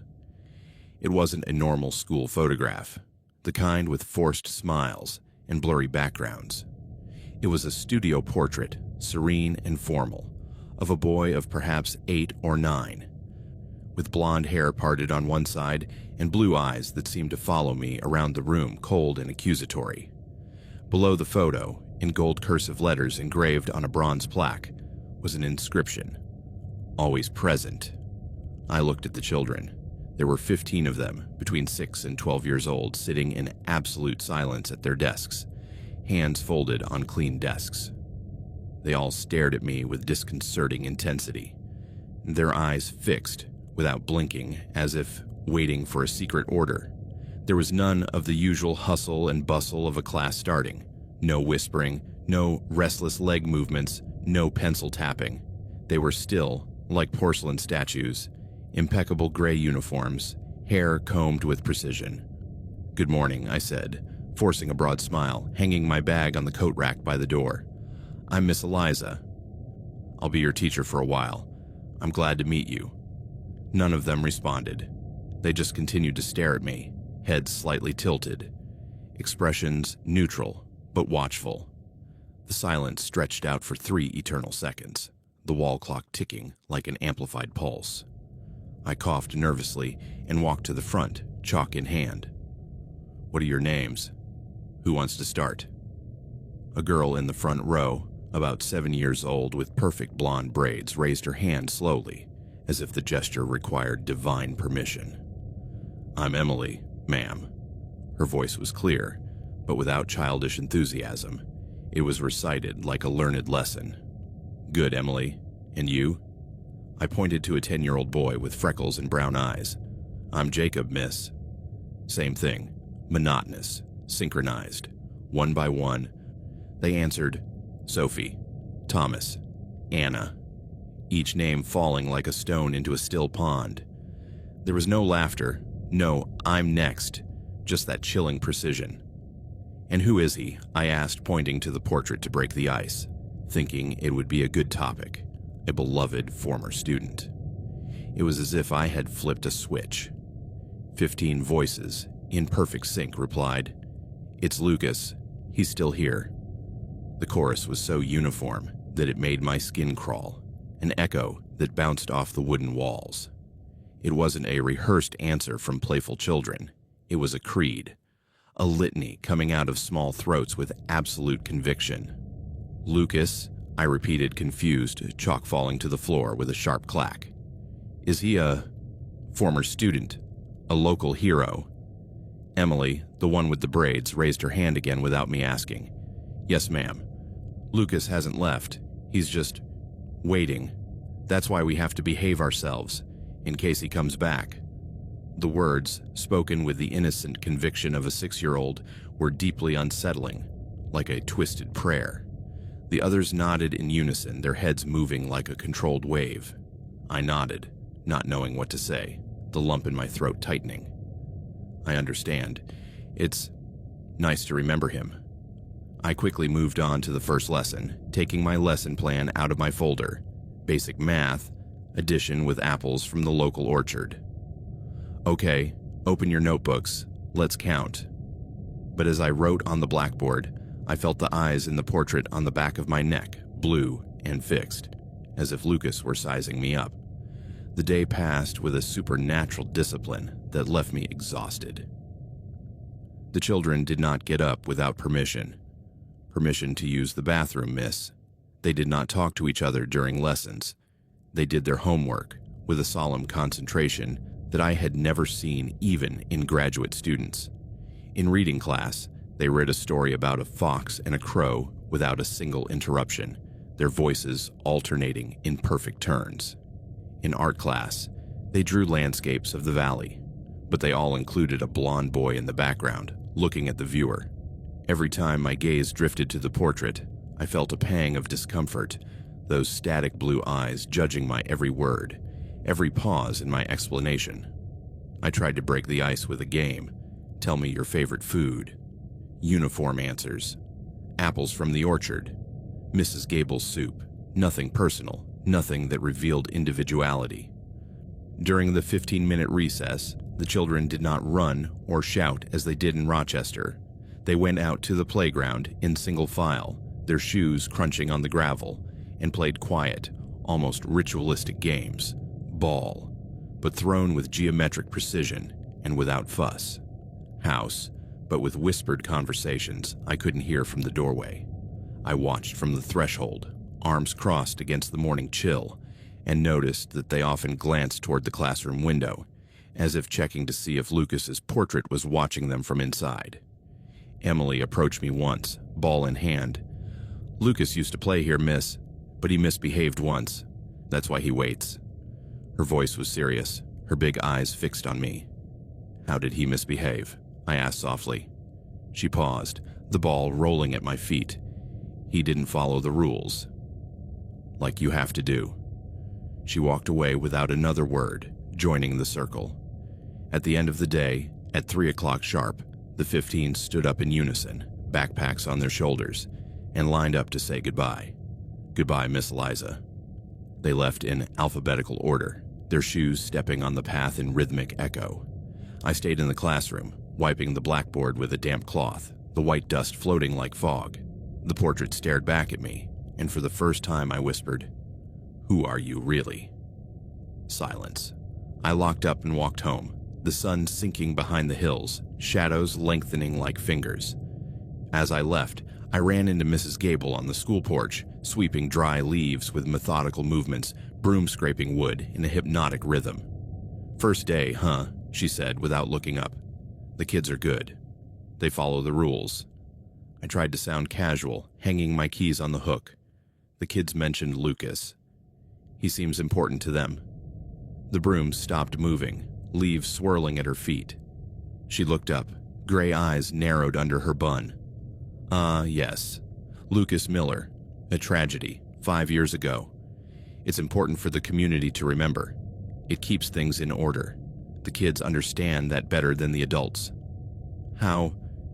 Did he die?" I asked, the porch cold seeping into my bones, a breeze kicking up dust. Mrs. Gable resumed sweeping more vigorously, the broom hitting the floor like a heartbeat. "An accident. He got lost in the woods during a field trip. They found him too late. It was a very difficult time for everyone, the teacher at the time. She left shortly after. It's best not to stir up the past, Eliza." The important thing is that his memory guides us. It reminds us of what's important, rules, order, so it doesn't happen again. Her tone was final, a door closing. It was a warning disguised as advice, her nasal voice cutting through the air. I nodded quickly. "Sure, just curiosity." I went into the house, the door closing behind me with a click that echoed. I ate canned soup at the wobbly table, spoonful after spoonful, but the knot in my stomach didn't untangle. I called my sister that night, a faint crackling signal. "The place is weird, Meg. The kids, they act like robots." She laughed. "First week, give it time. Remember your first day in Rochester." I hung up, but sleep came in fragments. Dreams of blue eyes following me down endless hallways. A blonde boy whispering, "Follow the rules." Days turned into weeks, and the obsession with Lucas permeated everything, like a lingering smell that won't go away. The second morning, when I walked in, the children were already seated, hands folded, staring at the portrait. "Good morning," I said. "Lucas is still here," they replied in unison before I could ask. I started with reading, a story about a cunning fox. I read aloud, but Emily raised her hand halfway through. "The fox didn't follow the rules, miss. That's why he lost." The others nodded, eyes fixed. I tried to deflect. "But he learns, doesn't he?" Silence, downcast eyes. In math, they were counting apples, but Jacob, the freckled one, said, "Lucas counted 15. Now there are 15 of us, because of him." The number froze me. There were exactly 15, as if they were maintaining balance. In the third week, the tension grew. In art class, I asked them to draw their favorite animal. Everyone drew a fox, but with blue eyes and blonde hair. "It's Lucas in disguise," explained Sophie, 10 years old, red crayon in hand. "He makes sure we follow the rules." I tried to laugh. Creative. But Emily's drawing showed the fox locked in a dark shed, the door closed. "Why?" I asked softly. "Because he didn't behave." Her voice was flat, her innocent eyes fixed on the paper. I put the drawings in my folder, my hand shaking, and that night, at home, I spread them out on the table.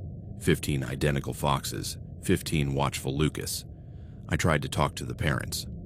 On Thursday, Jacob's mother, a thin woman named Mrs. Ellis, came to pick him up. "Jacob is good," I said on the porch. "But they talk a lot about Lucas." She paused, her hand on Jacob's shoulder.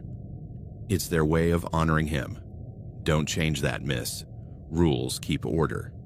Jacob looked at the ground, and they walked away, small silhouettes against the setting sun. On Friday, Sophie's father, A farmer with calloused hands waited in the courtyard. "Sophie says you ask about Lucas." "Just curiosity," I replied. He leaned in, his voice low. "Curiosity killed the cat. And Lucas. Don't stir things up." He left without another word, his truck roaring down the dirt road. The paranoia started subtly. I felt eyes on the back of my neck during class, turned around, and found Thomas staring at the portrait. At night, I dreamed about the shed, the door closing on its own, blue eyes in the dark. I called Mark once, drunk on cheap wine. "This place is a madhouse." He said, "Eliza, you're exaggerating. Go back to the city." I hung up crying, but the next day Gable noticed my red eyes. "Get some rest, Eliza. The kids need stability." His tense smile made my skin crawl. In the 4th week, I investigated. I walked to the general store after class, dust in the air. "Mr. Peterson, what happened to Lucas Miller?" He paused, broom in hand. "Accident. He got lost. Don't ask any more questions, or you'll leave like the last one." "The last teacher?" He growled. "Anne. She asked too many questions. She left." I bought milk and left, my heart pounding. At church on Sunday, the pastor mentioned remembering the lost in his sermon, his eyes fixed on me. Afterwards, an elderly woman, Mrs. Harlan, gave me a loaf of bread. "Welcome. Follow the rules like Lucas didn't." 5th week, the tension escalated. In history class, I asked them to tell a story about the town. Everyone talked about Lucas. He was playing on the swing, but he misbehaved. Emily. He went into the shed without permission, out of curiosity. Her eyes pierced me. I tried to change the subject. "Let's talk about the maple trees in autumn." But Anna raised her hand. "Lucas saw the maple trees before he left. Now we see them for him." The portrait seemed larger, his eyes bluer. That night, I found my front door ajar. Wind. And inside, a drawing on the table, a fox in a shed, signed, "Lucas is still here."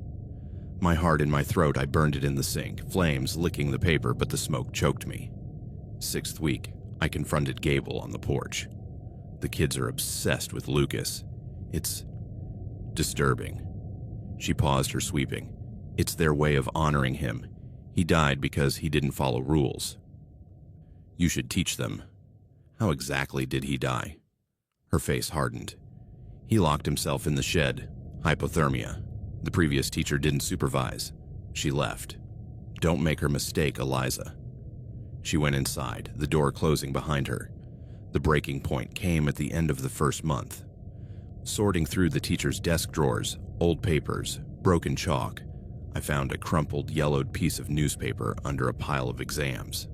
I smoothed it out on the table, dust flying, and read the small but poignant headline. "Boy dies after being locked in school shed over weekend."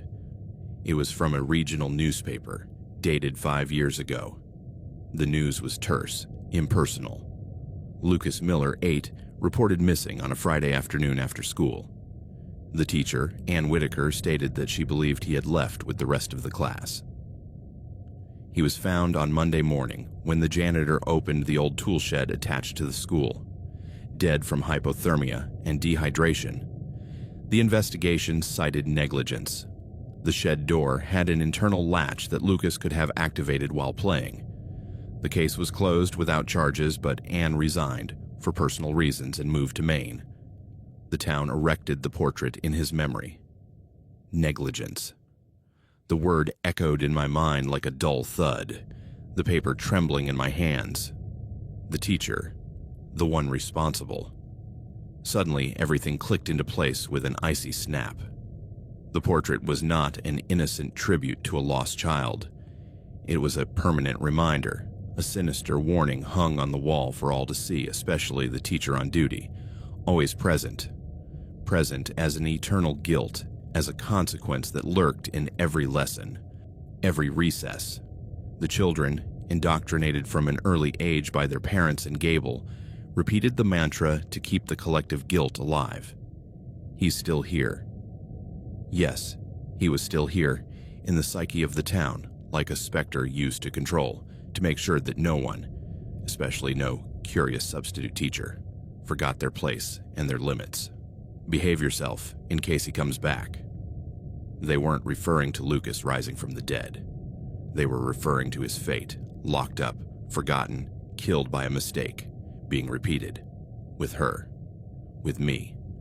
If I asked too many questions, if I stirred up the past, as Gable warned, I would be the next Anne, a forced resignation, a sudden move, or worse. The horror sank into me like cold water, the newspaper crumpling in my fist. How many teachers before? How many accidents in that rusty shed? With its internal latch that a child could activate while playing. The town didn't mourn Lucas. It used him as a chain, a fabricated ghost to shackle outsiders, to maintain order in a community that preferred silence to scrutiny. Gable, with her tight bun and eternal broom, was the guardian, the children, her little inquisitors. That night, I couldn't sleep. The wind howled outside, branches whipping against the window like insistent fingers. I packed my suitcase with trembling hands by the light of the kerosene lamp. The electricity failed sometimes. Clothes stuffed in handfuls. My diary and crumpled photos of Rochester at the bottom. I'm leaving at dawn, I told myself, imagining the taxi from the store, Peterson grumbling but calling. I called Meg at midnight, a weak signal. Meg, get me out. This place is a nightmare. She said, Eliza, breathe. It's just a weird town. Go to sleep. I hung up crying, but the plan was made. Just before dawn, a noise woke me. A crunch on the porch, like footsteps on gravel. I peeked out the window, curtains trembling in my cold fingers, and my heart froze in my chest, a fist of ice. In the garden in front of my little house, forming a perfect silent semicircle under the waning moon, stood the parents. All of them, or almost all of them. Mr. Peterson with his cap tilted to one side, Farmer Henderson with his arms crossed, Baker Harlan still wearing her apron, Mrs. Gable in the center with a broom in her hand like a scepter, and among them, the parents of my students, Mrs. Ellis from Jacob's class, Mr. Thompson from Sophie's class, familiar faces from the daily pickups. They stood motionless like sentinels, staring at my door with serene expectation, their eyes reflecting the silvery light.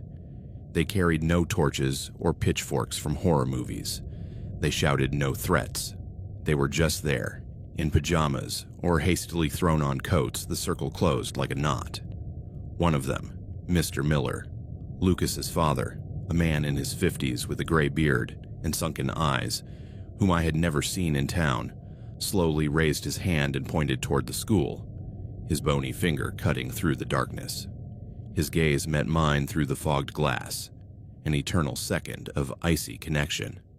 There was no pain in it for his lost son, only a cold, absolute certainty, as if to say, you know, stay. Panic paralyzed me, my legs like lead. How long had they been there? Did they see me pack? The circle didn't move, just waited. The wind whispering in the pines like a distant choir. Minutes stretched out, my breath fogging the glass, until the first crow of the rooster broke the silence. Then, as one, they turned and dispersed into the morning mist, footsteps crunching back to their homes, leaving only footprints in the gravel. And then I understood with a clarity that burned my insides. I understood the true nature of the extension option in the contract I signed without reading. I understood why Miss Anne had disappeared so abruptly from the village, as Mrs. Gable had told me in a slip of the tongue one afternoon while sweeping. She left to start over somewhere else, poor thing. She asked too many questions. She hadn't left of her own accord. Or if she did, it wasn't without pressure. A circle of parents in the fog, a silent warning that needed no words. The portrait, the children reciting, the collective guilt. It was a perfect system of control, woven into the fabric of the village to trap outsiders like me. Teachers who came with fresh ideas and stayed as eternal guardians, watched over by an 8-year-old ghost. I couldn't leave. I'd seen too much. The clipping, the drawings, the litany. I'd understood the mechanism. Lucas was not a martyr. He was a tool. His death by negligence turned into a chain, to ensure that no teacher would stir up the past, that no one would question the rules that kept Oakhaven frozen in its bubble of silence. If I tried to escape, I would become another lesson. An accident in the shed, a teacher disappeared to warn the next one. The town didn't need police. It had Lucas, his blue eyes painted, and parents who formed circles in the fog. I carried the suitcase down from the porch with hands that were still shaking, the sun rising pink behind the hills, and dropped it on the living room floor with a thud that kicked up dust. I shoved it into the closet, the door clicking shut behind it.